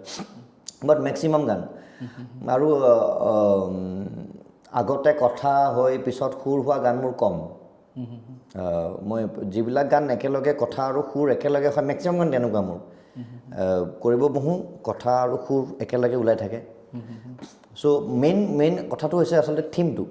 মই কোনটো থিমৰ ওপৰত কাম কৰিম যে থিমটো আহি যায় সেই থিমটো অহাৰ লগে লগে মোৰ ৰিডমটো কি ল'ম আহে ৰিডমটো আহি যোৱাৰ লগে লগে গানটোৰ মিটাৰটো কি হ'ব আহি যায় চ' মিটাৰটোৰ লগত সুৰ সোমাই যায় যেতিয়া মই লিৰিক্সবিলাক গাব আৰম্ভ কৰোঁ তেতিয়াহ'লে সুৰটো হৈ যায় অট'মেটিকেলি তেনেকৈ গানটো হয় চ' তিনিটা ধৰণে গান হয় তো এইটো গান আগতে সুৰ হৈছে তাৰপিছত লিৰিক্স হৈছে বাৰু মই গান শুনিছোঁ এতিয়াও সোমাইছোঁ আচলতে আৰু আমি আৰু গান শুনিম পিছত কিন্তু এটা আপোনাৰ হেৰি কি বুলি কয় লিৰিক্সৰ কথা যিটো ক'লোঁ বহুত বেছি ইম্পৰ্টেণ্ট এতিয়া তাৰ লগত ধৰক মানে গান বনাবলৈ ফাইনেন্সো তেনেকুৱা ইম্পৰ্টেণ্ট কিন্তু আপুনি নিজে যিহেতু মিক্স মাষ্টাৰ কৰে তো আপোনাৰ সেইটো ফালৰ পৰা সেইটো অলপমান হেডেকটো কমি যায় হেডেক পইচাৰ ফালৰ পৰা কমে টাইমৰ ফালৰ পৰা বাঢ়ে টাইমৰ ফালৰ পৰা পায় কিবা না কিবা ইনভেষ্ট হয় টাইম ইনভেষ্টমেণ্ট কাৰণ মোৰ হাততো সেই 24 ঘণ্টাই আছে আপুনি সেই কামখিনি কৰিব গ'লে ক'ৰবাত নিজৰ কাৰণে সময় দিব পাৰে নে আপুনি নিজক সময় দিব পাৰে না মই বহুত ফ্ৰেণ্ডৰ বিয়া মিছ কৰিছোঁ বহুত ক্ল'জ মানুহৰ মোৰ ফেমিলি মেম্বাৰ্ছৰ বিয়াত যোৱা নাই বহুত নিমন্ত্ৰণ ৰক্ষা কৰিব পৰা নাই এই ৰিচেণ্টলি মোৰ বন্ধু বিৰিঞ্চিৰ বিয়াত যাব পৰা নাই যে খুব গালি পাৰিছে নাই ৰাতি ফোন কৰিছিলে দিনত ফোন কৰিছে নাই মোৰ নহ'ল আৰু মোৰ মানে লগ পাই গালি পাৰিছে আপোনাক নাই এতিয়ালৈকে হোৱা নাই গালি পাৰিব মোৰ ফ্ৰেণ্ডকেইটাৰ আগত চাগে গালি পাৰিছে অনিমদা নাহিলে এণ্ড দেন মোক কিবা কৈছে চাগে এনেকৈ খাই থৈছোঁ বহুত যিয়ে ধৰক আপোনাৰ এইটো যিটো মানে একদম মই জেনুইনলি এটা কথা জানিব বিচাৰিছোঁ আপোনাৰ পৰা একদম জেনুইনলি জানিব বিচাৰিছোঁ মানে এনেকুৱা হৈছে চাগে ধৰক ছাপ'জ ধৰি লওক এতিয়া ক'ভিডৰ সময়ত লিখা গান এটা সেইটো সময়ৰ চিটুৱেশ্যনৰ লগত মিলাই পেলাই লিখা গান সেই গানটো যদি 2021 যদি ৰিলিজ কৰিব যায় নিমিলিব পাৰে তেনেকুৱা হৈছে নেকি ধৰক 10 বছৰ আগত লিখা গান এতিয়া ৰিলিজ কৰিব পৰা নাই তেনেকুৱা থাকি গ'ল নাই চিটুৱেশ্যনবিলাক কিন্তু এটা কথা দেই মোৰ এতিয়া এটা গান ৰিলিজ হ'ব ভাল পোৱাৰ কাহিনী বুলি ভাল পোৱাৰ কাহিনী বহুৱা নিজৰ লিৰিক্স প্ৰেম নামৰ খেলা পুৰণি হ'ল ৰমিও জুলিয়ট বহু আওৰালোঁ উজাগৰি নিশাৰ গান বহু গালোঁ এতিয়া গাওঁ মই মুকুটিৰ গান এতিয়াও গাওঁ মই মানুহৰ গান শোষণৰ ভৰত কোজা কৃষকৰ ভগা জুপুৰিৰ ক্ষুধাগ্নিৰ গান তাই কিছুমান লিৰিক্স কেতিয়াও পুৰণি হৈ নাযায় তাৰপিছত এটা গান আছে মোৰ গণেশগুৰি বম ব্লাষ্টৰ পিছত লিখা সেইটো বস্তুৱে ট্ৰিগাৰ কৰিছিলে 30 অক্টোবৰ ইনচিডেণ্টটোত ৰিভাৰ ফ্ৰণ্ট পাৰ্কৰ পুৰণি বেঞ্চ সেই গানটো এতিয়া ৰিলিজ দিব বাকী আছে হয়তো নেক্সট ইফনেক্সত আমি সেই গানটো কৰিম চ' কিছুমান লিৰিক্স কেতিয়াও পুৰণি হৈ নাযায় মানুহৰ সময়বোৰ চেঞ্জ হয় কিন্তু সেই জেনেৰেশ্যন ৱাইড এতিয়া তুমি যদি ভূপেন হাজৰিকাদেৱৰ গানবিলাক শুনা চাব গ'লে এইটো পুৰণা গান ন সেইবোৰ গানৰ লিৰিক্সবিলাক এতিয়া প্ৰযোজ্য যুগ আণৱিক যুগ প্ৰশান্ত অনামিকাৰ জাতিকুল নেওচা সমাগ্নিৰ যুগ চব এতিয়া প্ৰযোজ্য গতিকে লিৰিক্স কেতিয়াও পুৰণি নহয় কিছুমান বস্তু খুব হেৰি কৰে ধৰক মানে এতিয়া বৃষ্টিৰ তৃষ্ণা মোৰ চবে কিৰি যায় আমাৰ দৃষ্টিয়ে কিন্তু লক্ষ্য জানে তো সেইবিলাক লিৰিক্স কেনেকৈ পূৰ্ণ হ'ব ইনস্পায়াৰ কৰে বহুত ইনস্পায়াৰ কৰে আৰু আচলতে মই যেতিয়া লিৰিক্স মোৰ ৱৰ্ড ষ্টক মোৰ শব্দ জ্ঞান খুব কম লিমিটেড ভেৰি লিমিটেড তো মোৰ গানত তুমি ডাঙৰ ডাঙৰ ৱৰ্ডছ নাপাবা তাৰমানে হয়তো মোৰ ইমান জ্ঞান নাই তো মোৰ যিখিনি সীমিত জ্ঞান আছে সেই সীমিত জ্ঞানখিনি দি জাষ্ট মোৰ যিখিনি ইম'শ্যনছ আহে যিখিনি অনুভূতি সেই মুহূৰ্তত মোক ট্ৰিগাৰ কৰে সেইখিনি মই জাষ্ট ব্যক্ত কৰোঁ এতিয়া কিতাপ পঢ়েনে আপুনি একদম কম মই কিতাপ এই মানে হায়াৰ ছেকেণ্ডেৰী মানলৈকে মই আচলতে মই এক্সট্ৰা বুকছ পঢ়িছিলোঁ তাতে আমাৰ অভয়াপুৰীত এটা লাইব্ৰেৰী আছিলে চৰকাৰী লাইব্ৰেৰী তাত আপোনাৰ ঘৰ বঙাইগাঁও ন অভয়াপুৰী বঙাইগাঁও অভয়াপুৰী সৰু টাউন খুব ধুনীয়া টাউন গৈছোঁ ভেৰি বিউটিফুল মানে থাকিবলৈ মই ক'ম অসমৰ ভিতৰতে এখন খুব ভাল জেগা থাকিবলৈ তাত বিৰাট একো ডাঙৰ ডাঙৰ বস্তু নাই মানুহবোৰ খুব সুন্দৰ সৰু জেগা এটাত থাকে অসমৰ এতিয়া প্ৰায়বোৰ গাঁও চাবলৈ গ'লে চহৰমুখী হৈছে হয় কিন্তু অভয়াপুৰীত মই 6 মাহমান আগত গৈছিলোঁ হয়তো এতিয়া কিন্তু অলপ মানে যদিও তাতো বস্তু ইনফ্ৰাষ্ট্ৰাকচাৰ চেঞ্জ হৈছে বহুত চেঞ্জ হৈছে কিন্তু তথাপি একেবাৰে ভিতৰত গ'লে কিন্তু সেই পুৰণা গাঁৱৰ অভয়াপুৰী নিচিনা জেগাত কি হয় প্ৰত্যেক ঘৰ মানুহে প্ৰত্যেক ঘৰকে চিনি পায় অলমষ্ট তাৰমানে এনেকুৱা তাৰমানে এবাৰ সৰু ন কনফাইন ছ'চাইটিখন ত' মোৰ বাৰু অভয়াপুৰী মানুহখিনিৰ লগত ইমান বেছি ইণ্টাৰেক্ট কৰিবলৈ সুবিধা নহ'ল গতিকে অভয়াপুৰী সমাজখনৰ মানুহখিনিৰ লগত মোৰ ইমান বেছি ইণ্টাৰেক্ট কৰা নহ'ল সৰুতে যেনেকৈ পাইছোঁ তেনেকৈ এৰি থৈ আহিলোঁ এতিয়া যায়নে যাওঁ অভয়াপুৰী কিয় নাযাওঁ অলৱেজ সদায় মোৰ ঘৰ আৰু গ'লে কেনেকুৱা লাগে মানুহখিনি চবৰ লগত মাতবোল হয় অভয়াপুৰীলৈ গ'লেও আচলতে কি ক'ম মই কাকো লগ কৰিবলৈ সময় নাপাওঁ ডাইৰেক্ট ঘৰত সোমাওঁ 2 দিন থাকোঁ আৰু ঘৰৰ পৰা ঘূৰি আহোঁ ঘৰত মা আছে অকলে থাকে চিবলিংছ নাই নেকি দাদা আছে মোৰ দাদা আৰু মই গুৱাহাটীতে আমাৰ বেণ্ডৰ ড্ৰামাৰ মোৰ দাদা এক্সেক্টলি চ' দাদা আৰু মই গুৱাহাটীতে থাকোঁ তো সেইটো এটা চেলেঞ্জ আছে আমাৰ মা তাত অকলে দাদাও যে আপোনাৰ সংগীতৰ লগত জড়িত আপুনিও জড়িত মানে আপোনাৰ ফেমিলিত মিউজিক কৰা মানুহ মোৰ দেউতা আছিলে গান গাইছিলে দেউতাই গান গাইছিলে, ইনষ্ট্ৰুমেণ্ট বজাইছিলে, ফ'ক ইনষ্ট্ৰুমেণ্ট চব বজাব তো জানিছিলে। নিজা গান আছেনে? নাই, দেউতা তেনেকৈ প্ৰফেচনেলি কেতিয়াও মিউজিক নকৰিলে। তেখেতে ভূপেন হাজৰিকাৰ গান, জয়ন্ত হাজৰিকাৰ গান খুব ভাল গাইছিলে। আচলতে দেউতাই মই সৰুতে তাৰমানে যেতিয়া দেউতাৰ গান শুনিছিলোঁ, দেউতা যদি আনটো ৰুমত গান গাই থাকে, ভূপেন হাজৰিকাই গান গাইছে নে দেউতাই গান গাইছে ধৰিব নোৱাৰি, ইমান মিল আছিলে তাৰমানে। কিন্তু আমাৰ মাৰ আছিলে মিউজিকত খুব চখ। তো মায়ে আচলতে আমাক ঘৰত মিউজিক টিউশ্যন ধৰি দিলে। মিউজিক ইনষ্ট্ৰুমেণ্টছবিলাক মায়ে দেউতাৰ পৰা লুকুৱাই লুকুৱাই কিনি দিছে। তো মায়ে বহুত আমাক ছাপোৰ্ট কৰিছে। তো মায়ে যদি ছাপোৰ্ট নকৰাহেঁতেন আমি প্ৰফেচনেলি বেলেগ কিবা কৰিলোহেঁতেন, মিউজিকটো থাকিলেহে গান। তাৰ কাৰণে মানে ফৰ এভাৰ গ্ৰেটফুল। মাৰ কাৰণে মই মিউজিচিয়ান হৈছোঁ। আৰু আপোনাৰ মানে ধৰক এতিয়া চবৰে সপোন থাকে, নিজৰ পত্নীক লৈ এনেকুৱা সপোন আছে যে এইটো কৰিব। আপোনাৰ মাৰ কাৰণে আটাইতকৈ ডাঙৰ সপোনটো কেনেকুৱা? মোৰ বৰ্তমান তাকে কৈ আছোঁ, আমাৰ দাদা আৰু মোৰ বৰ্তমান জীৱনৰ মেইন মানে চেলেঞ্জ হৈছে বা আমাৰ নেক্সট আমাৰ উদ্দেশ্য হৈছে মাক কেনেকৈ আমাৰ নিজৰ লগত ৰাখিব পাৰোঁ। আৰু মায়েতো গুৱাহাটীৰ ফ্লেটত নাথাকে, তো আমি গুৱাহাটীৰ আশে পাশে এটুকুৰা মাটি লৈ কেনেকৈ মাক তাতে আমি একেলগে ৰাখি পেলাই মানে অকণমান গাঁৱলীয়া পৰিৱেশ এটা, অলপ ফাৰ্ম হাউচ টাইপ তেনেকৈ, সেইটোৱে আচলতে মাক সেইটোৱে দিব মন আছে যে আমি মা, দাদা, মই আমি একেলগে থাকোঁ। আৰু মাক কি দিম। আৰু আপোনাৰ ল'ৰাজনকো মিউজিকৰ ফালে যাবলৈ কাৰণে আপুনি পুছ কৰিবনে? সি ক'ৰবাত যায় তাৰ কাৰণে তাক তাৰ নিজৰ ইচ্ছা, সি মিউজিক কৰি খুব ভাল পায়, মিউজিক সি ভাল পায় আৰু সি আৰ্টো ভাল পায়। মই সৰুতে আৰ্ট বেছি ভাল পাইছিলোঁ মিউজিকত। আপোনাৰ ৰেপ্লিকা হৈছে নেকি? তেনেকুৱা লাগে মোৰ, কাৰণ সি এতিয়া খুব ভাল লাগে চাগে ন মনে মনে? খুব ভাল আঁকে। তাৰ যিবিলাক এতিয়া ক্লাছ 2 পাইছেহে সি, অকণমানি ল'ৰা। তো সি যেনেকৈ বস্তুবিলাক লয়, বেছি মন নিদিয়ে মিউজিক কৰিবলৈ, বেছি ধৈৰ্য নাই তাৰ, বাট অলপমান শিকিয়ে সি যেনেকৈ গাই দিয়ে, অলপমান শিকি সি যেনেকৈ বজাই দিয়ে। চ' মই তাক তাৰ নিজৰ জীৱনটোত নিজে এৰি দিছোঁ, সি যি ভাল পায় তাকে কৰিব আৰু মই জাষ্ট তাক ছাপোৰ্ট কৰিম। সি যদি আৰ্টৰ ফালে যায় আৰ্ট কৰিব, মিউজিকৰ ফালে যায় মিউজিক কৰিব, যদি পঢ়া শুনা কৰি চাকৰি কৰিব বিচাৰে সেইটো কৰিব, যদি স্পৰ্টছলৈ যাব বিচাৰে স্পৰ্টছ কৰিব। মোৰ কোনো কথা নাই তাৰ পৰা, মোৰ কোনো এক্সপেক্টেশ্যন নাই। He will live his own life. Definitely.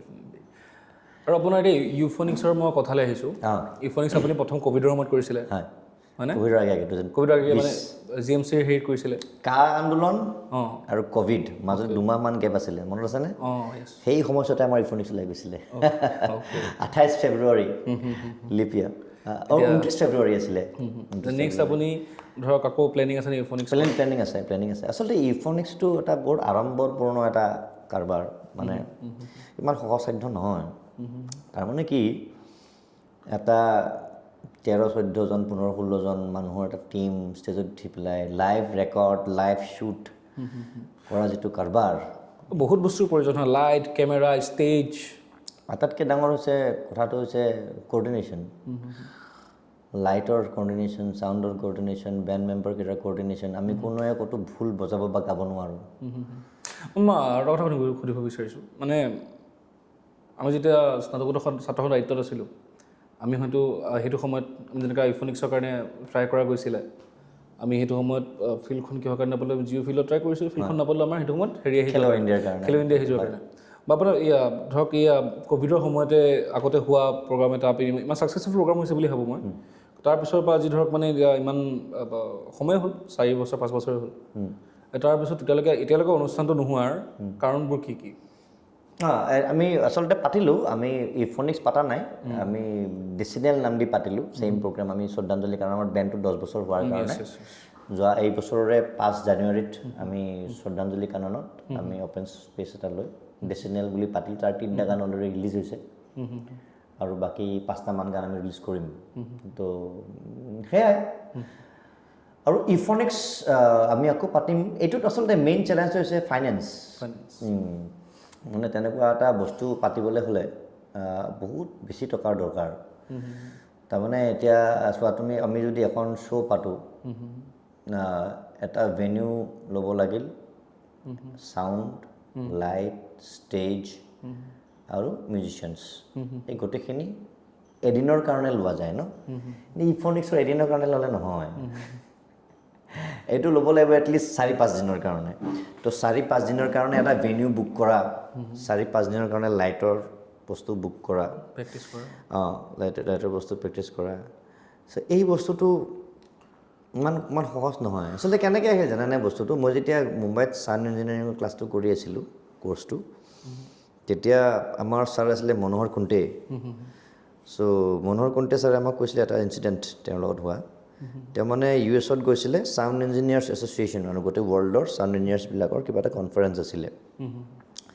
তো কনফাৰেঞ্চ আছিলে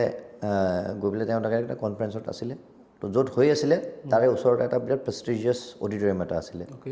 কিবা এটা শ্ব' এটা চলি আছিলে চ' ছাৰে তাৰ লগৰ ইঞ্জিনিয়াৰ্ছৰ লগত এনেই চাব গ'ল তাতেও চিনাকি ইঞ্জিনিয়াৰ্ছ আছে কাম কৰি তো দেখিলে পূৰা ছাউণ্ড ইঞ্জিনিয়াৰ টীম আছে মিউজিচিয়ানছ আছে হেন তেন তমুক চব ৰেডি একদম লাইটে চাইটে একদম চ' ছাৰে গৈ পেলাই সুধিলে আৰু কেইটা বজাৰ পৰা শ্ব' আছে বোলে চেলিন ডিয়ন তেতিয়া মানে টাইটেনিক জাষ্ট ৰিলিজ হৈছে Celine Dion world wide hit so' ছাৰে সুধিলে কেইটা বজাত শ্ব' আছে তেওঁ বোলে শ্ব' আজি নাই তো সেইটো ধৰা জুলাইৰ 2-3 তাৰিখ আৰু শ্ব' আছে জুলাইৰ 29-30 তাৰিখ মানে তাৰমানে চ' তেওঁলোকে ইমানেই আমি যে চাওঁ মানে শ্ব'বিলাক পাৰফেক্ট হয় ন এটা বস্তু ইমান চিংক্ৰনাইজ থাকে লাইটৰ পৰা চাউণ্ডৰ পৰা এনেকুৱা লাগে যেন ৰেকৰ্ডিং ট্ৰেক বাজি আছে তেওঁলোকে কেনেকৈ কৰে তেওঁলোকে হাতত বহুত টকা থাকে বাৰু তেওঁলোকে বহুত টকা ইনভেষ্ট কৰিব পাৰে কিন্তু তেওঁলোকৰ সেই গোটেই টীমটোৱে ইমান ডেডিকেটেড মানে আৰু ইমান সময় দি পেলাই কামটো কৰে তেওঁলোকৰ সেই ছাৰে কৈছিলে তেওঁলোকৰ সেই প্ৰগ্ৰেমখনৰ যিটো 100 নম্বৰ যিটো ৰিহাৰ্চেল আছিলে সেইটো আছিলে লাইভ শ্ব'টো তাৰ লগত 99 বাৰ একেখিনি মানুহে চাউণ্ডৰ লাইটৰ একেখিনি মানুহে কামটো কৰিছে তাৰমানে তাতে মানে ভুলৰ সম্ভাৱনা বহুত কম তো সেইবিলাক বস্তু আচলতে ট্ৰিগাৰ কৰিলে প্ৰেক্টিছ মেক্স এভৰিথিং পাৰফেক্ট য়েছ আৰু সেইকাৰণে আমি যিটো ফাৰ্ষ্ট প্ৰগ্ৰাম কৰিছিলোঁ আমি ফনিক্স আমি GMCH অডিটৰিয়াম 4 দিনৰ কাৰণে লৈছিলোঁ এদিন ছেটিং আৰু 2 দিন ৰিহাৰ্চেল আৰু ফাইনেল ডে শ্ব' আমিতো 100 দিনৰ কাৰণে ল'ব নোৱাৰোঁ ইমান টকা নাই বাট 4 দিনৰ কাৰণে লৈছিলোঁ আৰু এইটো কাৰণে আমাৰ ইফনিক্সৰ বাজেটটো বহুত বাঢ়ি যায় ডিচেম্বৰত আমি 2 দিন লৈছিলোঁ বাৰু কিন্তু ইমান কম দিন লওঁ সিমান আমাৰ ডিচেম্বৰত কিছুমান লাইটৰ খোৱা থাকি গ'ল হয়তো আমি LEDখন সিমান চিংক্ৰনাইজড কৰিব নোৱাৰিলোঁ তো সেইবিলাক কৰিব হ'লে আচলতে টাইম লাগে আপোনাৰ নিজৰ মেনেজাৰ আছেনে মোৰ মেনেজাৰ নহয় তেখেত আমাৰ বেণ্ডৰ মেনেজমেণ্ট কৰি আছে মনোজ কুমাৰ খাউত মোৰ খুব ভাল বন্ধু তেওঁ ভিডিঅ' ডিৰেক্টৰ হয় এক্টৰ হয় চ' তেওঁৰ নিজৰ বিজনেছ আছে পাঠশালাত চ' তেওঁ এতিয়া আমাৰ বেণ্ডটো মেনেজ কৰি আছে চ' এতিয়া মানে আমাৰ বেণ্ডৰ ক্ষেত্ৰত যিমানখিনি শ্ব' সংক্ৰান্তত যিখিনি খবৰ আহে যিখিনি কথা পাতিব লাগে এটলিষ্ট সেইখিনিৰ পৰা মই এতিয়া মুক্ত মই অকল মিউজিকত কনচেনট্ৰেট কৰোঁ আপুনি ভাবেনে যে আপোনাৰ এই শ্ব'ৰ যিটো এৰেঞ্জমেণ্ট গোটেইখিনি বস্তু আপোনাৰ দায়িত্ব নহয় এইখিনি দায়িত্ব বেলেগে যদি কোনোবাই ল'ব পাৰিলেহেঁতেন আপুনি অকল মিউজিকটো ভালকৈ কৰিব পাৰিলেহেঁতেন ভালকৈ হয় এতিয়াতো মই এইটো কৰি আছোঁ এতিয়া হয়তো ফাইনেলি হৈ উঠিছে তাৰমানে এজন শিল্পীৰ কাৰণে এজন আৰ্টিষ্টৰ কাৰণে আৰু মোৰ মানে সমস্যাটো কি মই অকল গান নাগাওঁতো অকল গান নাগাওঁ মই পিয়ানো বজাওঁ মই গিটাৰ বজাওঁ নতুনকৈ এটা ইনষ্ট্ৰুমেণ্ট সোমাইছে মোৰ বেঞ্জখন সোমাইছে মোৰ আৰ্চেনেলত চ' মই ৰেকৰ্ডাৰ বজাওঁ পিয়ানিকা বজাওঁ চ' সেই ইনষ্ট্ৰুমেণ্টবিলাকতো মোৰ বহুত টাইম ইনভেষ্টমেণ্ট হয় তো এনেইতো বাজি নুঠে ন মানুহে কয় বাহ প্ৰাণীত তুমি ইমান টেলেণ্টেড ইমান ইনষ্ট্ৰুমেণ্ট বজানা টেলেণ্ট একো মেটাৰ নকৰে হাজাৰ ঘণ্টা দিছোঁ এটা ইনষ্ট্ৰুমেণ্টৰ পিছত তেতিয়াহে বাজে সংঘৰ্ষ কৰিছে ত্যাগ কৰিছে এনেকুৱা হৈছে চাগে আপুনি কেতিয়াবা ইনষ্ট্ৰুমেণ্ট কিনিবৰ কাৰণে আপোনাৰ নিজৰ প্ৰিয় বেলেগ এটা বস্তু কিনা আপুনি ইনষ্ট্ৰুমেণ্টত ইনভেষ্ট কৰিছে অভিয়াছলি হৈছে বহুত হৈছে মই যে নেনো চলাই থাকোঁ মই চিধা নাহিল হয় মোৰ 3-4খন ইমান ইনষ্ট্ৰুমেণ্টত ইনভেষ্ট কৰিছোঁ আৰু এই ডেচানিয়েল এই ইউফনিক্স চ' মোৰ জীৱনটোত মোৰ কাৰণে ডাঙৰ গাড়ী এখনতকৈ ডাঙৰ ভাল ইনষ্ট্ৰুমেণ্ট মিউজিক এটা বা ভাল শ্ব' এখন পাতিব পৰা এইটো মোৰ কাৰণে বেছি ইম্পৰ্টেণ্ট আছে so' this is how people should show' their love yes Jyotiprasad আগৰৱালাই যদি চিনেমা বনাবৰ কাৰণে মাটি বাৰী বিক্ৰী কৰিব পাৰে মইকো এইখিনি কৰিব নোৱাৰোঁ মানে যিকোনো ক্ষেত্ৰত যে আপুনি সংগীত ভাল পায় তাৰ কাৰণে বা মানুহে যদি মানুহকো ভাল পায় হয় মানে প্ৰেমকনো কেনেকৈ দেখুৱাব প্ৰেমটো দেখুওৱা বস্তু নহয় তথাপিও হয়তো এনেকৈ মানে ভাল পাবৰ প্ৰকাশ হয় তাৰমানে ভাল পোৱাটো নিস্বাৰ্থ হয় ন তো মই এতিয়া মোৰ মিউজিকক ভাল পোৱাটো মোৰ নিস্বাৰ্থ মই মিউজিকে মোক কিমান টকা দিছে ঘূৰাই ৰিটাৰ্ণত মই কিমান টকা পাম কিমান মানুহে শুনিছে কিমান মানুহে শুনিব মই কিমান পপুলাৰ হ'ম মোৰ কাৰণে সেইটো মেটাৰ নকৰে মোৰ কাৰণে মিউজিক কৰাটো মেটাৰ কৰে কাৰণ মই মিউজিক নকৰাকৈ বেলেগ কাম কৰিব নোৱাৰোঁ মই এটা কামৰ কাৰণে জন্ম হৈছোঁ, এইটো হৈছে মিউজিক কৰিবৰ কাৰণে, তাৰপৰা মই কৰিম কি? ডেটছ ৱাই আপুনি মানে মই এগৰাকী শ্ৰোতা হিচাপে কৈছোঁ, ডেটছ ৱাই আপোনাক সেই এটা এটা মানে ব্যতিক্ৰম বা বেলেগ এটা শাৰীত ৰখা যায় আপোনাক। তাকে চেষ্টা কৰি আছোঁ। না সেইটোৱে কথা আৰু গতিকে আপুনি সেইখিনি চেষ্টা কৰি থকা দেখি আমাৰো ভাল লাগে, যিকেইজনে শুনি থাকে তেওঁলোকৰো ভাল লাগে, আৰু আজি আপোনাক অন কেমেৰা দেখা পাই বহুতৰে ভাল লাগিব, বা দুই এজন যিকেইজন মই নাভাবোঁ যে চিনেমা মানে খুব বেছি থাকিব এতিয়া, কিন্তু যিকেইজন ধৰক আপুনি যিটো কথা কৈছিলে যে সেই ৰিংটনটো বজিছিল আপুনি প্ৰগ্ৰাম কৰিব যাওঁতে বঙাইগাঁৱত নেকি, পূব কামৰূপ কলেজত আপুনি ৰিংটন বজা শুনিছে, কিন্তু তেওঁ আপোনাক হয়তো ৰিকগনাইজ কৰিব পৰা নাই যে আপুনি সেইটো কৈছে। তো যিয়ে নহওক ধৰক সেই মানুহজনে হয়তো চাই যাব, তেনেকুৱা বহুত মানুহ চাই নতুনকৈ আপোনাৰ ৰিকগনাইজ কৰিব পাৰে, হয়নে? তো সেইখিনি মানুহেও হয়তো কি বুলি কয়, যেতিয়া আপোনাৰ গানটো শুনিব তো বস্তুটো ভাল পাব। মই এইখিনি কোৱা কথাটো হৈ গ'ল, মানে ক'ব বিচৰা কথাটো হৈছে এনেকুৱা যে আপোনাৰ ধৰক মানে এই বস্তুটো কেনেকুৱাকৈ গম পাব, এইটো কমিউনিকেশ্যন এটা হৈছে। আমি ডিজিটেল কমিউনিকেশ্যন এটা কৰিছোঁ থ্ৰু দ্য কেমেৰা, আমি কেমেৰাৰ থ্ৰু দি পাব্লিকৰ মাজেৰে গৈছোঁ চেনেলৰ সেইখিনি বস্তু। তো মানে বস্তুটো কেনেকুৱা, আপুনি অলৰেডি ক'লে যে আপুনি মাৰ্কেটিং বস্তুটোত ইমান এটা গুৰুত্ব নিদিয়ে, আপুনি এবাৰে আপলোড কৰে তাৰপিছত আৰু চাবলৈও হেৰি নহয়, আৰু আপুনি ধৰক বিশেষকৈ মাৰ্কেটিং বস্তুত হেৰি নিদিয়ে, আপুনি আৰ্টটো নিস্বাৰ্থভাৱে কৰে, এজন প্ৰকৃত শিল্পী সেইটো হিচাপে কৰিব, ঠিক আছেনে? কিন্তু আপুনি, মই আকৌ সুধিছোঁ কথাটো যে আপুনি এতিয়াও ভাবেনে এইটো কথা যে আপোনাৰ মিউজিকৰ যিটো ৰিচ পাবলগীয়া, মানে আপুনি এক মিনিটৰ কাৰণে পাহৰি যাওক যে হেৰি কিবা এনেকুৱা, কিন্তু এক মিনিটৰ কাৰণে হ'লে কেতিয়াবা ভাবেনে যে এই মিউজিকটো ইমানখিনি পাবলগীয়া আছিল যদি পালেহেঁতেন? চোৱা, মানুহৰ জীৱনত মেইন টেনশ্যনটো কি? পইচা। তাৰমানে ষ্ট্ৰাগলটো ক'ৰ পৰা আহে? পইচাৰ কাৰণে ষ্ট্ৰাগল হয় ন, বাকীটো ষ্ট্ৰাগল কৰিবলৈ কি আছে? মোৰ যদি বহুত পইচা থাকিলহেঁতেন, মোৰ বোলে চলিবৰ কাৰণে মোৰ মান্থলি পইচাৰ কোনো দৰকাৰ নাই, মোৰ নিজে পইচা আহি থাকে, চ' মই ষ্ট্ৰাগলে নাই, আকৌ মই মিউজিক কৰি থাকিলোঁ হয়, যাব নাযাব মেটাৰ নকৰে ন। কিন্তু কি হয়, যদি মই মোৰ সংগীত কৰি মই যথেষ্ট পৰিমাণৰ পইচা পাওঁ, তেতিয়াহ'লে কি হয়, পইচা হাতত নাথাকিলে যিটো টেনশ্যনত এটা মানুহে জীৱনটো কটায় তাৰমানে, তো সেইটোৰ কাৰণে বহুত প্ৰডাক্টিভ টাইম ৱেষ্ট হয়। চ' এতিয়া ছাপ'জ মোৰ হাতত যদি ছাফিচিয়েণ্ট শ্ব'জ থাকে বা মই ছাফিচিয়েণ্ট প্ৰডাকশ্যন কৰোঁ, মোৰ হাতত ছাফিচিয়েণ্ট পইচা আহি থাকে, তো মোৰ সেইটো মগজুতটো সেই টেনশ্যনটো নাথাকিব ন, যে মই নেক্সট মাহত ক'ৰ পৰা পইচা পাম, মই চলিম কেনেকৈ, মই EMI কেনেকৈ দিম, মই অমুক তেনেকৈ কৰিম। তো যেতিয়া মানুহ এজন বেছি ফ্ৰী মাইণ্ডেড থাকিব, তেতিয়া বেছি ক্ৰিয়েটিভ কাম ওলাব, ৰাইট? চ' সেইটো কাৰণে আচলতে মানুহক পইচা লাগে। আৰু মই বিচাৰোঁ যে মোৰ প্ৰচাৰ প্ৰসাৰ হওক, মোৰ গানবিলাক মানুহে শুনক, মই বেছি শ্ব'জ পাওঁ, মোৰ হাতলৈ কিছু টকা আহক। টকা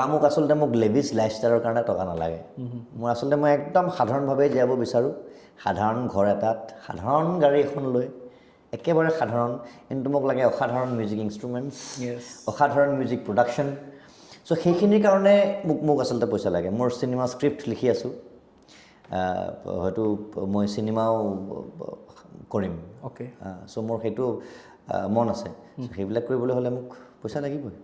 চ' সেইকাৰণে লাগে, আদাৰৱাইজ মোক আচলতে মোৰ নিজৰ জীৱনটো চলাবলৈ মোক ইমান বেছি পইচাৰ দৰকাৰ নাই। মই কথাটো এইটো কাৰণে সুধিলোঁ, কাৰণ মানে মই যদি কমিউনিকেশ্যনৰ কথাটো ক'লোঁ, আচলতে এনেকুৱা নহয়, এটা সময় আছিল যে যিটো ব্লুটুথৰ যুগ আছিলে, সেইটো সময়ত মানুহে ব্লুটুথত গান লৈ পেলাই শুনিছিলে, কিবা কৰিছিলে। কিন্তু আজিৰ সময়ত কি হয়, আপোনাৰ ধৰক মানে আপোনাৰ এই সৰুমাই গানটো যেতিয়া খুব বেছি ভাইৰেল হ'ল, মিউজিকটো হৈছিল, তো সেইটো সময়ত আপোনাৰ কোনো প্ৰডাকশ্যন হাউচে আপোনাক হেল্প কৰা নাই। সেই বস্তুটো অডিয়েঞ্চৰ মাজত নিজে গৈছে, নিজে প্ৰচাৰ প্ৰসাৰ চব হৈছে, হয়নে? তো তেনেকুৱাকৈ ধৰক মানে বস্তুটো গ্ৰ'থটো হৈ আছে। কিন্তু কি বুলি কয় ন, কিছুমান বস্তু থাকে মই একচুৱেলি ভালকৈ নাজানো, প্ৰাচুৰ্যহে জানে। মই থকা যিকোনো সময়ত বস্তু আপলোড দি থৈছোঁ, মই বেঙাই হৈছোঁ মানে আপোনাৰ কি বুলি কয় ন, এই এলগৰিদিম বুলি বস্তু এটা আছে বুলি কয়।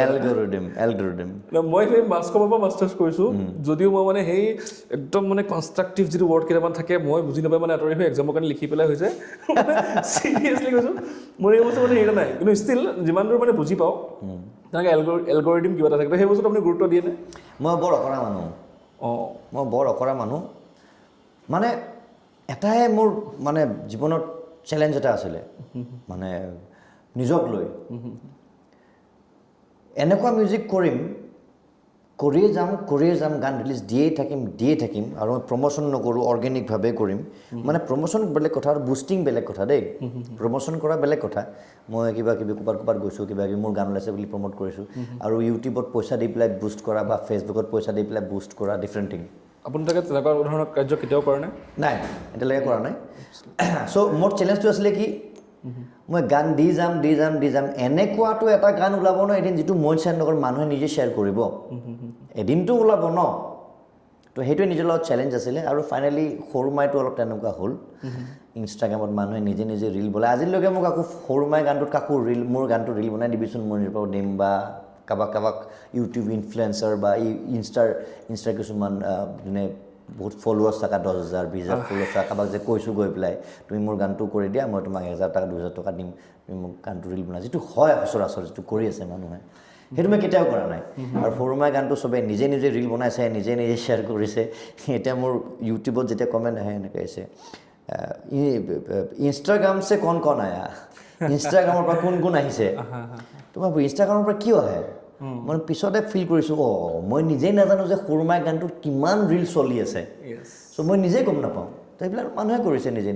চ' আল্টিমেটলি সেই চেলেঞ্জটো যিটো আপুনি গীটাৰ বজাই থকা ক্লিপটো একদম বহুত ভাইৰেল হৈছে হয় তাতে এজনী এটা ক্লিপ এই বাচ্চাকেইটামান যে গীটাৰ গাইছে যে সেইটো ভাইৰেল হৈছিলে তাতে এতিয়া এজনী মানে ধুনীয়া অপেশ্বৰী আৰু পুতনাৰ আখ্যাখিনি সেই এটা সৰুমাই ৰিলটো সেইবিলাক কিবা কিবি ৰিল দেখিছোঁ মই খুব ভাল লাগে চাগে দেখি ভাল লাগে তো মই কাকো কৰিব কোৱা নাই মানে আৰু এইবোৰ মানে কেনেকুৱা আপুনি এইখিনি যেতিয়া দেখিছে বা এনেকুৱা ধৰণৰ যদি প্ৰশংসা যেতিয়া দেখে আপুনি ধৰক মানে নিজৰ মাজতে চেলিব্ৰেট কৰেনে নিজৰ মাজত চেলিব্ৰেট নাই চেলিব্ৰেট মানে কি মোৰ বন্ধুবিলাকে লগ পাই পেলাই হাঁহো ফূৰ্তি কৰোঁ যে ফাইনেলি আমাৰ গান এনেকুৱা গান এটা ওলাইছে যিটো গান মানুহে নিজে শ্বেয়াৰ কৰি আছে বাট মোৰ যিবিলাক গান তত্ত্বগধুৰ যিবিলাক গানৰ লিৰিক্স এতিয়া পুৰণি দেৱাল গানটো এইটো কিমান 6-7 হাজাৰ হয়তো মেবি ভিউজ আছে ইউটিউবত কম মানুহে শুনিছে কিন্তু মোৰ কাৰণে আটাইতকৈ প্ৰিয় গান এটা পুৰণি দেৱাল আৰু সেই গানটো কেতিয়াও পুৰণি আমি গাড়ী দেখি কথাটো পাতি আছোঁ যিটো গান একজেক্টলি সেই গানটো কেতিয়াও পুৰণি নহয় সেই গানটো সদায় থাকিব মানুহৰ মাজত এই ধৰ্মক লৈ কাষ্টক লৈ ৰাজনীতি চলিবই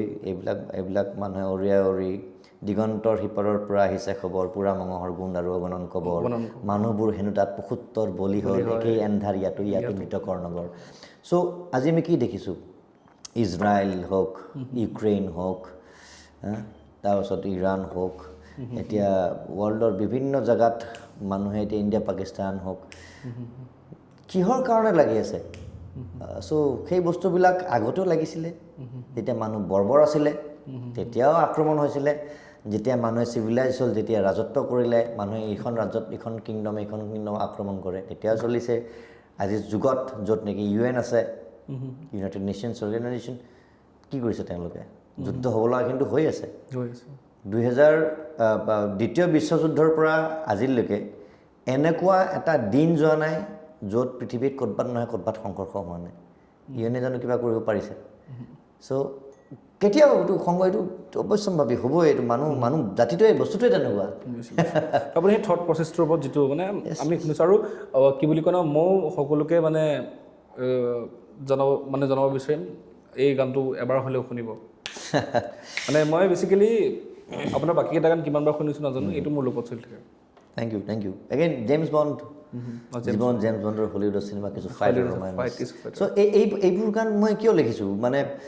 এতিয়া যোনে জেমছ বণ্ডৰ চিনেমা চাইছে তেওঁহে গানটো ৰিলেট কৰিব পাৰিব ন গাঁৱৰ এজন খেতিয়কে যোনে হয়তো জেমছ বণ্ডৰ চিনেমা চোৱাই নাই তেওঁ এই গানটো ৰিলেট কৰিব নোৱাৰিব ন চ' প্ৰব্লেম আছে এই গানটোত কিছুমান তাৰমানে তো সেইকাৰণে এই গানবিলাক তাৰমানে খুব এলাইট ক্লাছৰ মাজত যোনে গান বুজি পায় বা লিৰিক্সটো শুনিব জানে তেওঁলোকৰ মাজত এই গানবিলাক চলি আছে বাট এতিয়ালৈকে মোৰ সেইবিলাক গান মানে মাছৰ মাজলৈ যোৱা নাই সেইটো কথা আৰু বাৰু যিয়ে নহওক এতিয়া দাদাৰ আমি আৰু এটা গান শুনিম আৰু তাৰ মাজতে আৰু এটা কথা কৈছোঁ যে আজিলৈকে মই নিজৰ চেনেলৰ কাৰণেও মানে য'ত মই পডকাষ্ট কৰিছোঁ দাৱে পডকাষ্ট নিজৰ চেনেলৰ কাৰণে মই ছাবস্ক্ৰাইবাৰ খুজি পেলাই কোৱা নাই ছাবস্ক্ৰাইব কৰি দিওঁ বুলি কৈ পোৱা নাই দেই মই কৈ পোৱা নাই মানে কি কাৰণ মানুহৰ ভাল লাগিলে কৰিবই একজেক্টলি মই লিখোঁ সদায় if you like it please share and subscribe মানে কথাৰ কাৰণে কৈ ধৰক মানে আমাৰ হোষ্টেলৰ ল'ৰাকেইটা আছে বা মোৰ কলেজৰ ল'ৰা ছোৱালীকেইটা খুব ভাল পায় বা গ'লেও ধৰক মানে খুব মৰম কৰে আৰু সেৱা হৈ গৈ থাকে সিহঁতক ক'লেও চাগে ডেফিনেটলি কৰিব, কিন্তু মই ক'বলৈ কোৱাও নাই মানে মন গ'লে কৰিব আৰু হয় হয় হয় হয় কিন্তু কৈ থাকিম এতিয়া। তো বেচিকেলি কি তাৰপিছতো মই এটা কথা ক'ম যে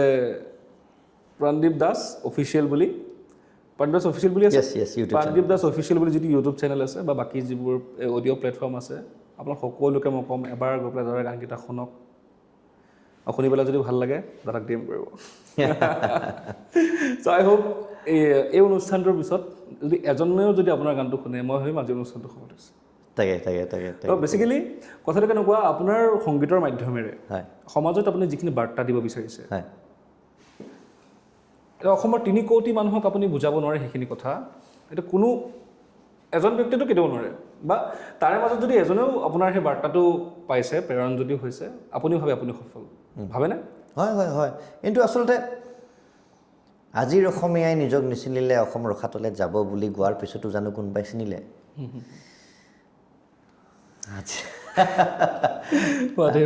আমি অসমীয়া নহওঁ দুখীয়া, এই গানটো যেতিয়া শুনো তেতিয়া গাৰ নোম শিউৰি যায়, তেজ গৰম হৈ যায়। তাৰমানে ভূপেন হাজৰিকাদেৱে কি লিখিছিলে, কিন্তু আমাৰ আগৰ চাম যিটো জেনেৰেশ্যন গ'ল তেওঁলোকে জানো বুজিলে?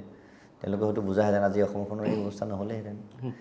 চ' আচলতে মানুহক বুজাই একো লাভ নাই, যাৰ যি কৰিব মন আছে কৰিবই। মোৰ কাম হৈছে মোৰ যিটো মনৰ ভাৱ এইটো প্ৰকাশ কৰা, বাকী মানুহে কি কৰে নিজৰ কথা। আচলতে যেতিয়া মই চাৰিওফালে বিভিন্ন ধৰণৰ কণ্ট্ৰভাৰ্চিজ দেখি থাকোঁ, আপোনাৰ ডিছক্ৰিমিনেশ্যন দেখি থাকোঁ, কিবা দেখি থাকোঁ নহয়, তেতিয়া আপোনাৰ মোৰ এটা লিৰিক্সে খুব হিট কৰে মানে, আৰু সেই বস্তুটো খুব ভাল লাগে মানে আপোনাৰ কি বুলি কয় ন, নতুন অগ্নিযুগৰ ফিৰিঙতি মই নতুন অসম গঢ়িম, সেই বস্তুটো খুব ভাল লাগে মানে। তাৰ মানে যিবোৰ গানৰ হেৰি আছে লিৰিক্সবোৰ আছে খুব ভাল লাগে, ভূপেন হাজৰিকাৰো ভাল লাগে, জুবিন দাৰো ভাল লাগে, পাপন দাৰো ভাল লাগে। মোৰ মানে এতিয়া সমাজখনলৈ এটাই মোৰ মানে কৈফিয়ত বা কি বুলি ক'ম সেইটো মানে আপত্তি সকলোকে গোটেই সমাজখনক লৈ। আজি যদি মই এখন ষ্টেজত গৈ পেলাই মদ খাই মই যদি উদ্ভণ্ডালি কৰি দিওঁ, নেক্সট ডে মই ভাইৰেল, প্ৰাণদীপ দাসলৈ মন কৰক, মদ খাই ষ্টেজত কি কৰিছে হেন তেন নমুক তমুক তমুক তমুক যা তা লিখি দিব, কাৰণ সেইটো বেয়া বস্তুটো ইমান শ্বেয়াৰ কৰে মানুহে। আৰু মই একেখন ষ্টেজতে মদ চদ খোৱা নাই, মই ধুনীয়াকৈ গৈ ভালকৈ গান গাইছোঁ, কোনেওতো শ্বেয়াৰ নকৰে। তাৰমানে যদি ভাল বস্তু শ্বেয়াৰ কৰিবলৈ হয় সেইটো এক্সেপশ্যনেলি ভাল হ'ব লাগিব, তাৰমানে বহুত বেছি ভাল হ'লেহে মানুহে শ্বেয়াৰ কৰিব পাৰে তাৰমানে। কিন্তু বেয়া বস্তু অলপমান বেয়া হ'লেই ধাম ধুম শ্বেয়াৰ কৰা ষ্টাৰ্ট কৰি দিয়ে। এই মানসিকতাটো কিয় তাৰমানে মই বুজি নাপাওঁ। তাৰমানে আচলতে আমাৰ সমাজখনৰ প্ৰত্যেকৰে এটা দায়িত্ব, এই কেইটামান দেখোঁ যে ছুইচাইড কেছ এটা হৈছে, সেইটো লৈ পেলাইও কেইটামান ভিডিঅ' আহিছে, সেইটো চবেই শ্বেয়াৰ কৰি আছে। কিয় সেই বস্তু শ্বেয়াৰ কৰাৰ কাৰণে আৰু 10জন মানুহ যোনে ছুইচাইড কৰিব বিচাৰি আছে তেওঁ ভাবিব অ'কে এইটো দেখোন ভাল, পাৰি দেখোন কৰিব, মই কৰি দিওঁ। ৱাই তেনেকুৱা বস্তুবোৰ কিয় শ্বেয়াৰ কৰে ছ'চিয়েল মিডিয়াত? আমাৰ হাতত আজি এতিয়াতো আগতে সাংবাদিক কেইজনমানহে আছিলে, এতিয়াতো প্ৰত্যেকজনে একোজন সাংবাদিক।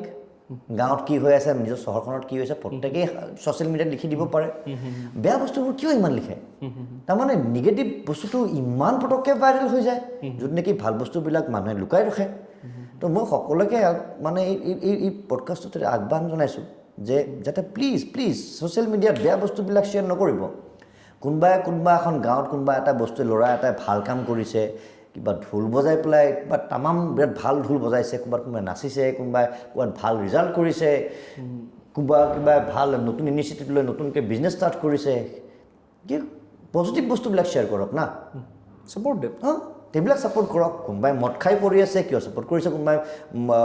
পুলিচে ধৰিছে, মদ খাই পেলাই পুলিচৰ লগত কাজিয়া লাগিছে, সেইবিলাক শ্বেয়াৰ কৰি কি হ'ব? তাৰমানে কিয় মানে বেয়া বস্তুবিলাক শ্বেয়াৰ কৰি থাকে? মই সাংঘাতিক আপত্তি আছে সমাজখনক লৈ এই বস্তুটো। মানে ভালখিনি ভাল, বেয়াখিনি বেয়া ক'ব লাগে। ছাপ'জ ধৰক এতিয়া মানে একদম চকুৰ সন্মুখত দেখা ঘটনাটো কৈছোঁ, আজি ধৰক মানে পষ্ট মেলন আহিছে, গুৱাহাটীত আহিছে, ৱৰ্ল্ড ৱাইডত গোটেই পৃথিৱীত ৰিকগনাইজ এজন আৰ্টিষ্ট আহিছে, ভাল লাগিছে, ধুনীয়া পাৰফৰ্ম কৰিছে, তেওঁৰ ষ্টাইলতে পাৰফৰ্ম কৰিছে। এতিয়া আমাৰ অসমৰ ল'ৰা এটাই যেতিয়া এটা ব্যতিক্ৰমী এটা হেৰিত আগবাঢ়িব, তাকোতো আমি ছাপোৰ্ট কৰিব লাগিব। আজি পষ্টমেলন আহিছে, ইমান হাজাৰ মানুহ গৈছে, কোনো বেয়া পোৱা নাই, যোন গৈছে মই বাৰু যোৱা নাই, যোন গৈছে এনজয় কৰিছে, ভাল লাগিছে, ভাল কথা, আহিব লাগে, মিউজিক বস্তু আলোচনা হ'ব লাগে হৈছে। কিন্তু অসমৰ ধৰক মানে এতিয়া আপুনি ইউফনিক্স নামৰ আপুনি যিটো অনুষ্ঠান কৰিছে, তেনেকুৱা ধৰক মানে বিভিন্ন ধৰণৰ আমাৰ অনিমেক্সতে অনুষ্ঠান এটা কৰিছে সৰুকৈ বা তেনেকুৱা বিভিন্ন ধৰণৰ অনুষ্ঠান কৰিবৰ কাৰণে মানুহে চেষ্টা কৰি আছে কিন্তু সেই বস্তুখিনি মানুহৰ আগত দেখা পোৱা নাযায় তেওঁলোকে এচামক সমালোচনাও কৰিব এচামক আকৌ আগবঢ়াই নিদিয়ে এই সমালোচনাৰ পৰা কোন বাপ সাৰিছে ডক্টৰ ভূপেন হাজৰিকাই সাৰিছিল জানো নাই জুবিন গাৰ্গ সাৰিছিল জানো প্ৰায় সময় কথা পাতিলোঁ আমি আগন্তুক দিনতো যদি পডকাষ্ট কৰি থাকোঁ বা অনুষ্ঠানত যদি থাকোঁ তেনেহ'লে আমি বিচাৰিম যে প্ৰাণদীপ দাস দা আমাৰ অনুষ্ঠান আকৌ এবাৰ হওক বাঢ়ি থাকক সৃষ্টিশীল কথাবোৰ আলোচনা কৰি থাকক